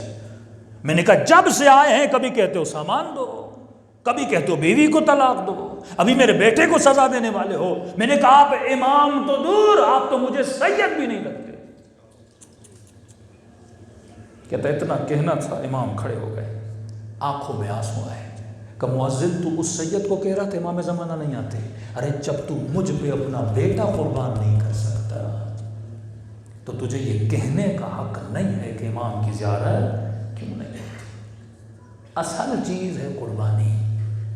مومن کو ممبر سے چیخ چیخ کے بولا جائے خمس واجب ہے، واجب ہے، لیکن 2 پیسے مولا پہ قربان نہ کرے. پھر شیطان بہانے بنائے، مولوی کھا جاتے ہیں، وکیل کھا جاتے ہیں. اتنا ہی تجھے ڈرے، خود نکال، خود تقسیم کر. کس نے تجھے منع کیا ہے؟ اپنے ہاتھوں سے جا کے سیدوں کو دے. سبحان اللہ، سبحان اللہ. لیکن تو نکال تو صحیح، اپنے مال کو پاک تو بنا. جب مال پاک بنتا ہے تو یہ تمہارے بچے کی شکم میں جائے گا تو بچہ نمازی بنے گا نا. لیکن جس مال کو تو نے پاک ہی نہیں بنایا، پھر کیسے امید رکھتے ہو کہ یہ بچہ جوا نہ کھیلے، نشہ نہ کرے، شراب میں نہ جائے، زنا میں نہ جائے؟ اصل تربیت ہے. اور تربیت امام حسین کا آخری خطبہ فرماتے حسین کلام کر رہے ہیں، کوئی عام خطیب کوئی عام مولوی نہیں ہے. کہ اے لشکر یزید میں حسین جانتا ہوں کہ تمہارے اوپر حسین کی باتوں کا اثر نہیں ہونے والا. کلام امام ہے، فرزند زہرا کی زبان بول رہی ہے، لیکن فرماتے اثر نہیں ہوگا. کیوں؟ کیونکہ ملئت بطونکم من الحرام. جب شکم میں حرام چلا جائے تو مولوی تو کیا امام بھی بولے نا قد قست قلوبہم، پھر ایسے بندے پہ اثر نہیں ہوتا. چند بال ہم مولا پہ قربان نہیں کرتے، مال مولا پہ قربان نہیں کرتے. 24 گھنٹے کا وقت ہے، کتنا گھنٹہ میں نے اہل بیت کے لیے قربان کیا، کتنا میں نے ٹائم نکالا. اور یہ بولوں کہ مولا تبھی فرماتے ہیں کہ اے مؤمن حساب و کتاب کر. ڈیلی جب رات کو سو، یہ دیکھو 24 گھنٹے میں کیا کیا. بہترین روش اہل بیت کی. خدا نہ خواستہ 24 گھنٹوں میں کوئی نگاہ، کوئی غیبت. اکاؤنٹیبلٹی کر. یہ 7 اکاؤنٹ ہیں تمہارے. آنکھ کا الگ اکاؤنٹ ہے، ہاتھوں کا الگ اکاؤنٹ ہے، زبان کا الگ اکاؤنٹ ہے، پیٹ کا الگ اکاؤنٹ. جو تو کر رہا ہے وہاں پہ وہ سیو ہو رہا ہے. فرماتے یوم الحسر، قیامت کے دن، یوم یفر المرء من اخیہ، فلم کی طرح تجھے دکھایا جائے گا تم نے کیا کیا ہے. ذرہ ذرہ تجھے دکھایا جائے گا. لیکن پھر بھی شکر خدا، ایران کے بہت بڑے عالم دین حج پہ گئے، طواف کرتے کرتے زمین پہ گر گئے، طبیعت خراب ہوئی، ہاسپٹل لے جایا گیا. فیملی اس کے ساتھ بستر پہ لیٹا ہوا، گویا مر چکا تھا. کہتا ہے میں عالم برزخ میں دیکھتا ہوں ملائکہ آئے ہوئے ہیں، مجھے کہہ رہے کہ کیا لے کر آئے ہو. میں نے کہا یہ کتاب لکھی، اپنے لیے کیا. نماز پڑھی کا توجہ نہیں تھی، حضور نہیں تھا. کہتا عبادتیں گنوائیں، سب کچھ گنوایا، ملائکہ راضی نہیں ہوئے. کہتا اتنا پریشان. میں نے کہا مجھے مہلت دو، میں واپس جاؤں اور کچھ خالص عمل لے کر آؤں. کہ تیرا کوئی ایسا عمل ہے ہی نہیں کہ تجھے مہلت دی جائے. فارسی میں کہتا ہے زجے زدم، یہاں پہ میں چیخا اور میں نے چیخ کر کہا کیا میں علی سے بھی محبت نہیں کرتا تھا؟ کیا میں فاطمہ سے بھی محبت نہیں کرتا تھا؟ کیا میں حسین سے بھی محبت نہیں کرتا تھا؟ چیخ کر جب میں نے کہا نا میرے پاس کچھ نہیں لیکن یہ تو ہے نا، میں علی سے تو محبت کرتا تھا، سبحان اللہ، میں سیدہ سے تو محبت کرتا تھا، میں زینب سے تو محبت کرتا تھا. کہتا جب یہ چیخ کے کہا نا، ملائکوں نے کہا اسی محبت کی وجہ سے تجھے پلٹایا جا رہا ہے. کہتے اچانک پھر میری آنکھیں کھلی، آہستہ آہستہ محسوس کیا کہ بدن ہے لیکن بدن بے حس تھا. میں نے آہستہ آہستہ اپنے پاؤں کو ہلایا، ٹانگیں ہلی، ہاتھ ہلے. میں نے بیٹے سے پوچھا کہ جب میں یہاں نہیں تھا تو کیا تم نے میری چیخ سنی؟ کہتا میں نے بہت چیخا وہاں پہ ملائکوں کے سامنے. بیٹا کہتا نہیں، چیخ نہیں سنی، جتنی دیر آپ بیڈ پر تھے آپ کا وجود ایسے کانپ رہا تھا اور آپ کے کپڑے، پورا بستر آپ کے پسینے سے گیلا ہو گیا تھا. اس چیخ کا اثر اس بدن پر اتنا زیادہ تھا. تو اگر ہمارے پاس کوئی چیز ہے تو وہ محبت حسین ہے، جو واقعاً سرمایہ آخرت ہے جسے ہم دکھا سکتے ہیں، اور اسی محبت کی وجہ سے زندگیاں بدل جاتی ہیں. یہ واقعہ آپ نے سوشل میڈیا پہ سنا ہوگا. علی گنداب کا نام، ایران کے گاؤں ہے، نام ہے گنداب، شخص رہتا ہے علی. مولانا کہتے ہیں یہ شہر کا بدماش آدمی جسے آپ اپنی زبان میں لوفر بولتے ہیں، ہر بندے کو تنگ کرے، روکے. کہتے ایام ازاں تھے، میں امام حسین کی مجلس پڑھ کے گاؤں میں اندر داخل، کیا دیکھا یہ گاؤں کے دروازے پہ روکا ہوا ہے، اس نے مجھے روک لیا. ہاں مولوی صاحب کہاں سے آ رہے ہو؟ میں نے کہا حسین کی مجلس پڑھ کے آ رہا ہوں. کیا ہوتی ہے مجلس؟ کا ذکر حسین ہوتا ہے، فرمان امام ہوتا ہے، 2 جملے مصیبت کے ہوتے ہیں. اس نے کہا اچھا مجھے بھی سناؤ حسین کی مجلس میں کیا ہوتا ہے. اب کہتے ہیں اس بندے سے میں کیا بات کروں، ایسا نہ مجھے مار دے، خنجر نکالے، زخمی کر دے. میں نے کہا دیکھو علی گنداب، مجلس کا ایک تقدس ہوتا ہے، امام بارگاہ ہوتا ہے، ممبر ہوتا ہے، مجمع ہوتا ہے. میں یہاں تجھے کیسے سناؤں؟ کہ ممبر چاہیے. کہاں یہاں کیسے ممبر آؤ؟ کہتا علی گنداب نے دیوار کا سہارا لیا اور جس طرح آپ رکوع میں جاتے ہو نا اس طرح رکوع میں چلا گیا. کہ میری کمر حسین کا ممبر. بیٹھ جا مولوی صاحب. کہتا نہ بھی نہیں کہہ سکتا، بیٹھ گیا کمر پہ. کہ بتاؤ کیا پڑھتے ہو حسین کی مجلس میں؟ کہتا ہے میں نے شروع کیا، خطبہ پڑھا، 2 جملے فضائل امام حسین کے پڑھے 5-6 منٹ. اس کے بعد میں نے مصیبت ابا عبداللہ پڑھنا شروع کیا. کہتا ہے سوچ رہا تھا کون سے مصائب پڑھوں، اچانک ذہن میں الہام ہوا کہ علی اصغر کے مصائب پڑھوں. ابتدا میں نے یہ کی کہ ہمارے مولا حسین اتنے غریب تھے کہ دشمنوں نے عباس جیسے بھائی کے بازو کاٹ دیے. جوان بیٹا تھا علی اکبر، اسے شہید کر دیا. بھتیجا تھا قاسم، اسے شہید کر دیا. بھانجے تھے اونا محمد، انہیں شہید کر دیا. یہاں تک کہ حسین کا ایک بیٹا تھا 6 مہینے کا، نام تھا علی اصغر، کہ اس کے گلے میں بھی تیر لگا، اسے بھی شہید کر دیا. کہتے ہیں جیسے میں نے یہ پڑھا نا مجھے لگا کہ اس کا پورا وجود کانپ رہا ہے. میں فوراً اس کی کمر سے اترا اور مجھے اشارہ کیا مولانا صاحب چلے جاؤ. کہتا میں آگے بڑھا لیکن پیچھے اس کی چیخیں سن رہا تھا اور فریاد کر رہا تھا. اتنے غریب تھے حسین، جب بھائی کو مارا، بیٹوں کو مارا، بھتیجوں کو مارا، بھانجوں کو مارا تو کم از کم 6 مہینے کے بچے کو تو چھوڑ دیتے. بچے نے تمہارا کیا بگاڑا تھا؟ کہتے گویا تیر کی طرح یہ مصیبت اس کے سینے میں داخل ہو چکی تھی. روتا ہوا، فریاد کرتا ہوا آگے بڑھا. کہتے 4-5 دن گزرے، مجھے علی گنداب شہر میں نظر نہیں آیا. اس کے گھر والوں سے پوچھا وہ کہاں گیا؟ کہ پتہ نہیں، ایک رات گھر میں آیا، پوری رات روتا رہا. کچھ کپڑے لیے، گٹھڑی باندھی اور خدا حافظ کر کے چلا گیا اور کہا آج کے بعد میں گھر نہیں آؤں گا. ہمیں بھی نہیں پتا کہاں گیا ہے. 6 دن شاید واپس آ گیا. یہ مولانا کہتے ہیں 2 سال کے بعد میں نجف گیا. بہت بڑے آیت اللہ العظمہ اسوانی اس زمانے میں نجف میں، ان کے پیچھے میں نماز مغرب و عشاء کی نماز پڑھنے گیا. اور جیسے قبلہ کے پیچھے نماز پڑھی تو قبلہ کے پیچھے جو شخص نماز پڑھ رہا تھا وہ علی گنداب تھا. ایسا نمازی پریشان. میں آغا کے پاس گیا، میں نے کہا آپ اسے جانتے ہیں؟ کہا نہیں ہمیں نہیں پتا، لیکن 2 سال میں نجف نے اس سے بڑا نمازی نہیں دیکھا. اس سے بڑا تہجد قبلہ ہمارے گاؤں کا مجھے نہیں بتاؤ کیا تھا، یہ دیکھو یہ کیا ہے. سبحان اللہ. کہ اگر اس کی نماز تہجد دیکھنی ہے تو چلے جانا آج رات مسجد کوفہ میں. کہتے اسی رات مسجد کوفہ گیا. کوفے کی مسجد میں دھاڑے مار مار کر رو رہا تھا. ایک ہاتھ کو بلند کر کے الہی الاف الہی الاف الہی الاف کی صدائیں. پھر سجدے میں جا کے 2 گھنٹے روتا تھا اور رو کر کہتا تھا اے خدا علی گنداب کا یہ گناہ بخش دے، علی گنداب کا یہ گناہ بخش دے. اور جب 2 گھنٹے رو کر بس کرتا تھا کہتا تھا اے خدا اگر تو نے یہ گناہ بخش بھی دیا میں اپنے دوسرے گناہ کا کیا کروں گا. پھر اپنے دوسرے گناہ پہ روتا تھا. کہ ایسا متقی ایسا پرہیزگار. کہتا ہے ایک دن نماز ہوئی حرم مولا میں، رات کی نماز. ایک جوان شخص دوڑتا ہوا آیا اور آیت اللہ اصفہانی کو کہا کہ قبلہ ایک بہت بڑے مجتہد ہیں جو مدرس ہیں. حکیم نے جواب دے دیا اور بولا آج رات یہ انتقال کر جائے گا، سکرات کا وقت بڑا قریب ہے. تو لہٰذا بابا نے کہا ایک آیت اللہ کو جا کر کہو میرے لیے قبر کا بندوبست کرے.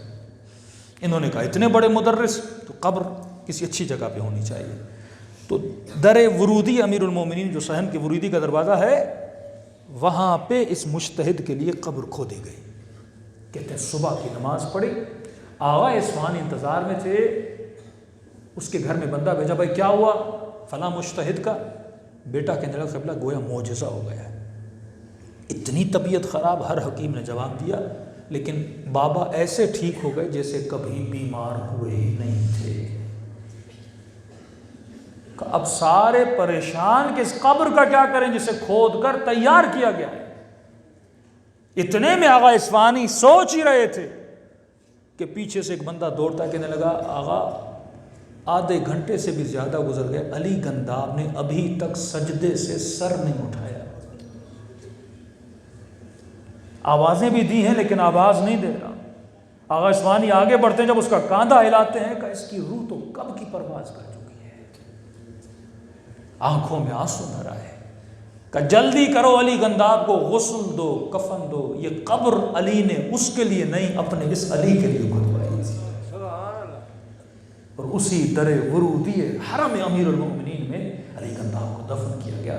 آج جو بھی زائر جاتا ہے کہاں تھا کہاں پہنچایا. اگر بو تراب نگاہ بے ذرے کنت بے آسمان روت کارے آفتاب کنت. جب وہ ذرے کو ایک نگاہ کرم کریں لیکن ایک قدم مجھے بھی بڑھانا ہے. یہ دنیا عالم فنا ہے، تو عالم بقا کے لیے پیدا ہوا ہے اور ایسی ہستیاں خدا نے دی ہیں. اس لیے مولا فرماتے ہیں جوان سے پوچھو زندگی کیسے گزری کہے گا خواب کی طرح، بوڑھے سے پوچھو زندگی کیسے گزری کہے گا خواب کی طرح. مولا فرماتے ہیں اس خواب کے لیے اپنی آخرت کو تباہ و برباد نہ کیا کرو. صلوات پڑھے محمد علیہ.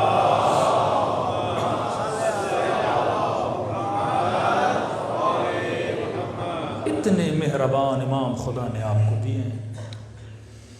بہت سب سے جلد راضی ہونے والا خدا، اسی طرح سب سے جلد راضی ہونے والے اہل بیت ہیں.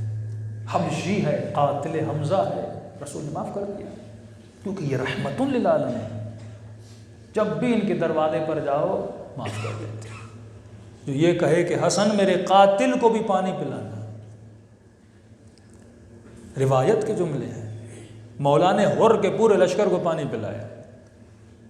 راوی کہتا ہے ایک بندہ دور سے آ رہا تھا، مولا حسین کی نگاہ پڑی، سینے پر لوہا تھا، زرہ پہنی ہوئی تھی، اونٹ پر سوار تھا اور شدت پیاس کی وجہ سے اسے کچھ نہ دکھائی دے رہا تھا اور کبھی ادھر ڈھل رہا تھا. مولا حسین آگے بڑھے کہا یا اخ، اے بھائی پانی پی لے. لیکن کہتا ہے اس نے حسین کی آواز کو سنا نہیں، شدت پیاس اتنی تھی. امام نے اس کے اونٹ کو بٹھایا، مشک اٹھایا، اس کو لٹایا، اپنے ہاتھوں سے حسین نے اپنے دشمن کو کیا پلایا؟ پانی پلایا. اب روتی ہوئی آنکھوں سے امام سجاد فرماتے ہیں یہ وہی تھا جس کو بابا نے پانی پلایا تھا نا، یہ وہی تھا جو میرے بابا کے ہاتھ سے انگوٹھی اتارنا چاہتا تھا لیکن جب نہیں اتری نا اس نے خنجر سے میرے بابا کی انگلی کو.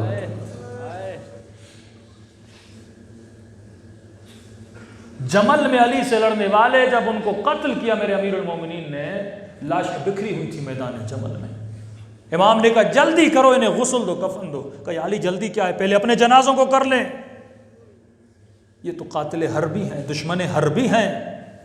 امام فرمایا نہیں، دشمنی ان سے ہے۔ زخمی لاشیں زمین پر پڑے ہوئے ہیں، شاید کسی کی ماں ہے، کسی کی بہن ہے۔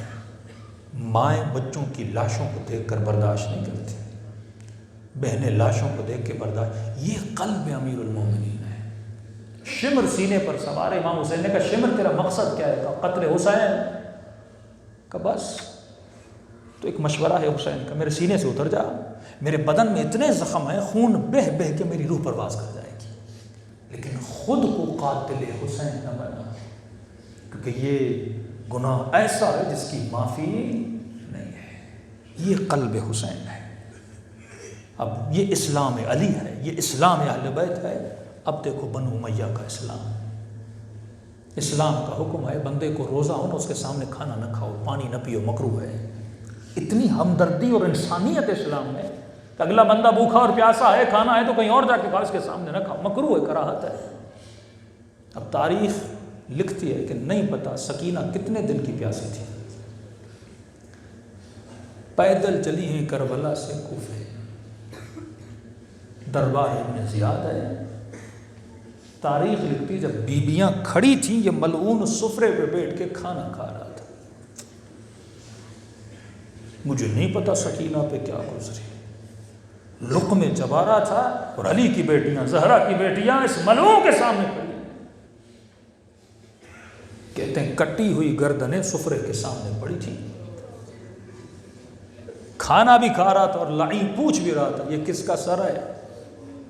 بتانے والے نے کہا کہ یہ حسین کا بھائی تھا عباس، اس کا سر ہے۔ پھر کہا یہ کس کا سر ہے؟ کہا یہ بھانجے تھے مولا محمد، اس کے سر ہے۔ اچھا یہ کس کا سر ہے؟ کہا بھتیجا تھا قاسم، اس کا سر ہے۔ واللہ جگر پھٹ جاتا ہے۔ ایک مرتبہ اس کی نگاہ ایک سر پر پڑی، کہتے ہیں زیاد نے کھانا روک دیا اور غور سے دیکھنے لگا، کہا کہ یہ کس کا سر ہے؟ کہا یہ حسین کا جوان بیٹا تھا، نام تھا علی اکبر۔ کہتے ہیں زیاد کے چہرے کے تیور بدلے، کہا تجھے کس نے کہا تھا کہ حسین کو قتل کرو؟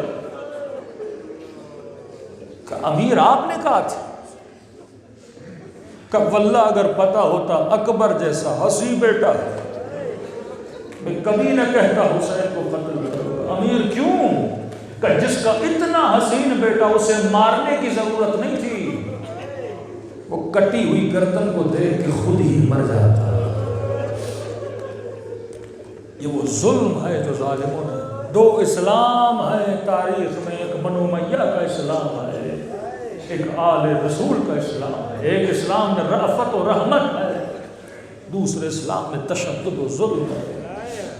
لاکھ سجدے بھی کرو تو کم ہیں کہ خدا نے تجھے آل رسول کا ماننے والا بنا۔ دلوں کو کربلا لے کر چلو، یتیمی حسین کے دل، یتیمی سیدہ زینب کے دل۔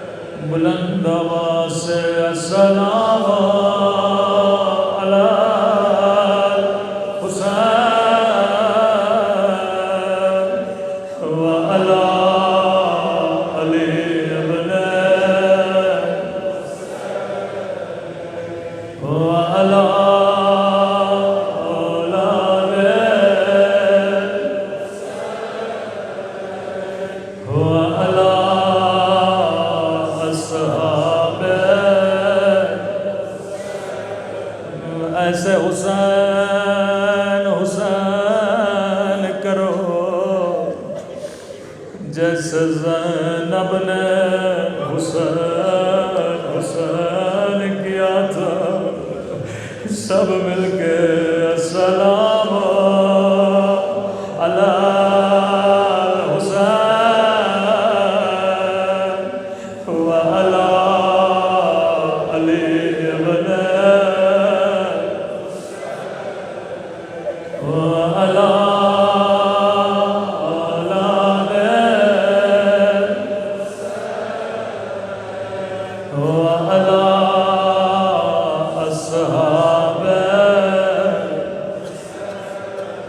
میرا سلام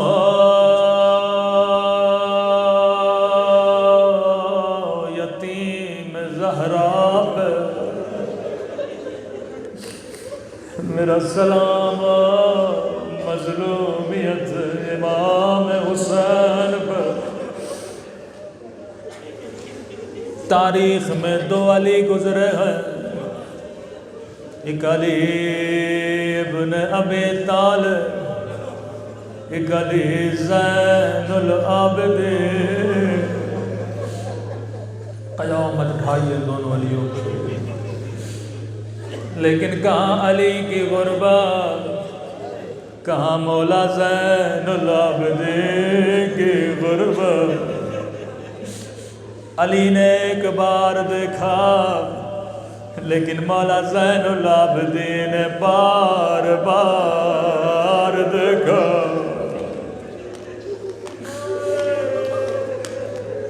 جب قافلہ مدینے سے چلنے والا تھا، امام حسین نے اپنے علی کو بلایا۔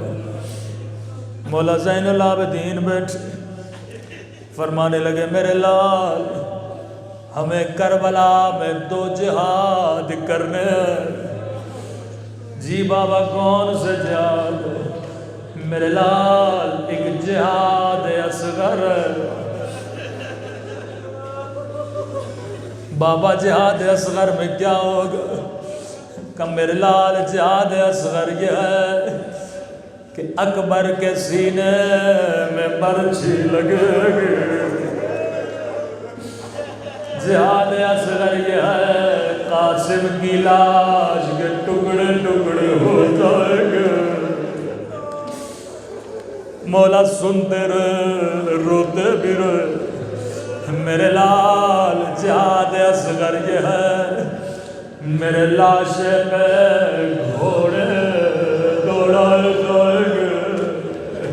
میرے لال جہاد اصغر یہ ہے کہ علی اصغر کے گلے میں تیر مارا جائے گا۔ راوی کہتا امام زین العابدین سنتے رہے، پھر امام نے کہا میرے لال کربلا میں ایک جہاد اکبر بھی ہے۔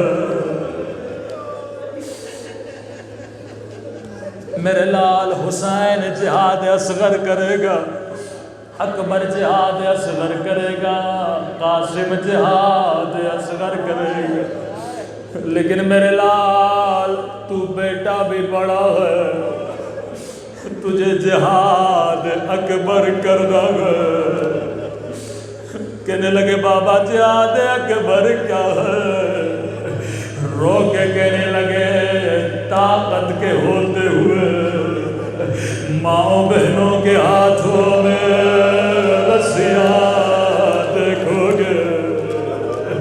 میرے لال تجھے بازاروں میں جانا پڑے گا، میرے لال تجھے شرابی کی دربار میں۔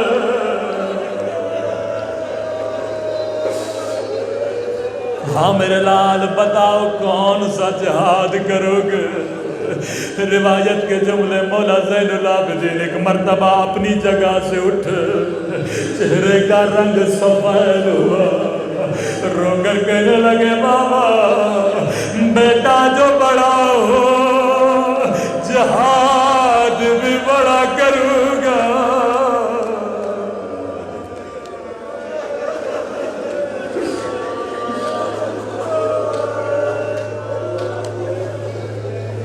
تبھی جب راوی امام کے پاس آیا، کہنے لگا مولا جب وضو کرتے ہیں روتے ہیں،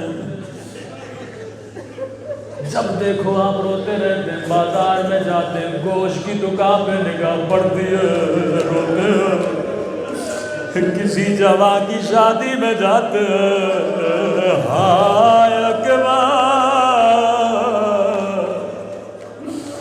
کہ روتے ہیں۔ کہنے لگا مولا شہادت تو آپ اہل بیت کا ورثہ ہے۔ امام نے کہا تو نے سچ کہا، شہادت میرا ورثہ ہے، اکبر کے سینے میں برچھی لگنا میرا ورثہ ہے، علی اصغر کے گلے کا کٹنا میرا ورثہ ہے، قاسم کی لاش میرا ورثہ ہے۔ لیکن اے پوچھنے والے تو نے انصاف لگیا، کیا ماں بہنوں کے ساتھ بازاروں میں جانا یہ میرا ورثہ ہے؟ تو نے میرے ساتھ انصاف لگیا۔ ایک مرتبہ بازار میں گئے، کسائی گوشت پہ کپڑا رکھنا بھول گیا، مولا کی نگاہ پڑے، زاروں قطار رونے، دوڑا دوڑا آیا، مولا غلطی ہوئی ہے تو معاف کریے گا۔ نہیں کسائی میرے کچھ سوالوں کا جواب دے، جی میرے مولا۔ کب بتا تو نے جب اس کو ذبح کیا تھا کیا پانی پلایا تھا؟ یاد ہے۔ کہنے لگا مولا یہ کیسا سوال ہے، میں مسلمان ہوں، مجھے پتا ہے حیوان کو پانی پلایا جاتا ہے۔ رو کر کہنے لگے ہائے میرا علی اصغر، ہائے میرا پیاسا بابا، تو نے حیوان کو پانی پلایا، اس نے زہرا کے بچے کو پانی نہیں پلایا تھا۔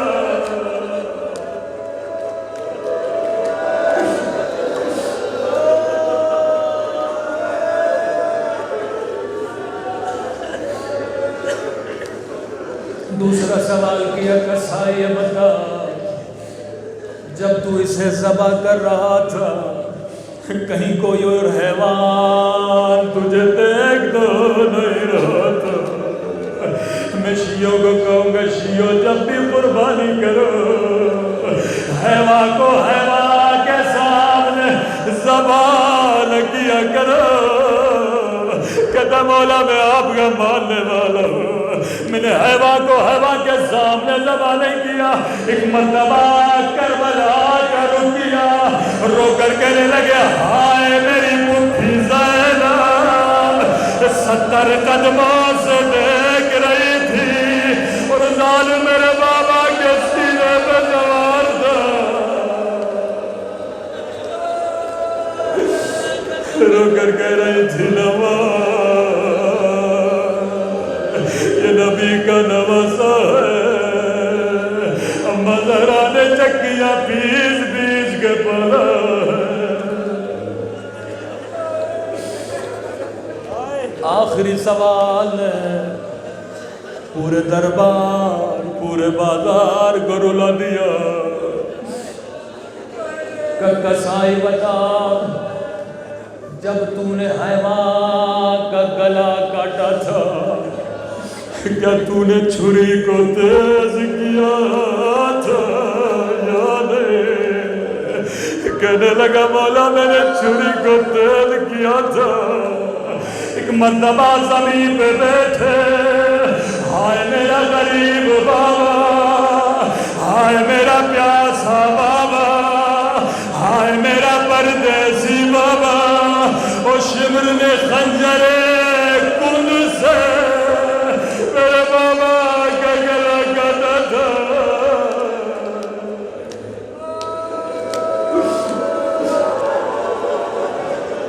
بس آخری جملے زحمت کو تمام کرو۔ میرے استاد پڑھا کرتے تھے ظالم نے 7 ضربتیں چلائی تھی کیونکہ خنجر اتنا کند تھا۔ انبیاء کھڑے ہیں، اولیاء کھڑے ہیں، رسول و ملائک کھڑے ہیں۔ جب پہلی ضرب چلی آدم نے کہا میں نہیں دیکھ سکتا، دوسری ضرب چلی، ابراہیم نے کہا حسین میں نہیں دیکھ سکتا، تیسری ضرب چلی، جبرائیل نے کہا میں نہیں دیکھ سکتا، ضربتیں چلتی رہی، انبیاء جاتے رہے، آخری ضرب چلی، رسول خدا نے کہا میرے لال حسین میں بھی نہیں دیکھ سکتا، آخری ضرب چلی، علی نے کہا میرے لال میں بھی نہیں دیکھ سکتا، مولا کی آواز آئی مجھے سب چھوڑ کے چلے گئے، میں اکیلا رہ گیا، روایت کے جملے ایک کالے برقعے میں بی آئی، اپنی چادر کو پھیلایا، او میرے لال حسین تیری ماں زہرا موجود ہے، او میری بیوی کہاں کہاں جاؤ گی، کبھی کربلا میں، کبھی کوفہ کی بازار میں، اور کبھی شرابی کی دربار میں۔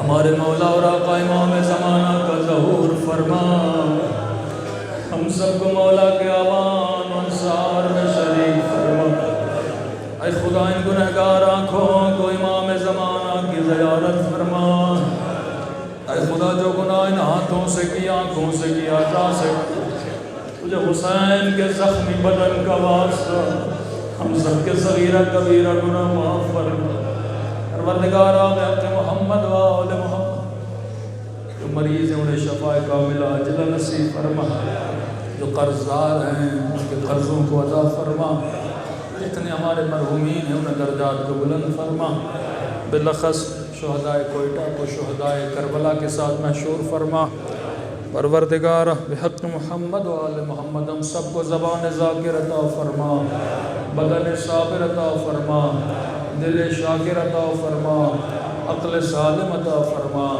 جو مانگا نہیں مانگا اپنے خزانے قدرت سے ہم سب کو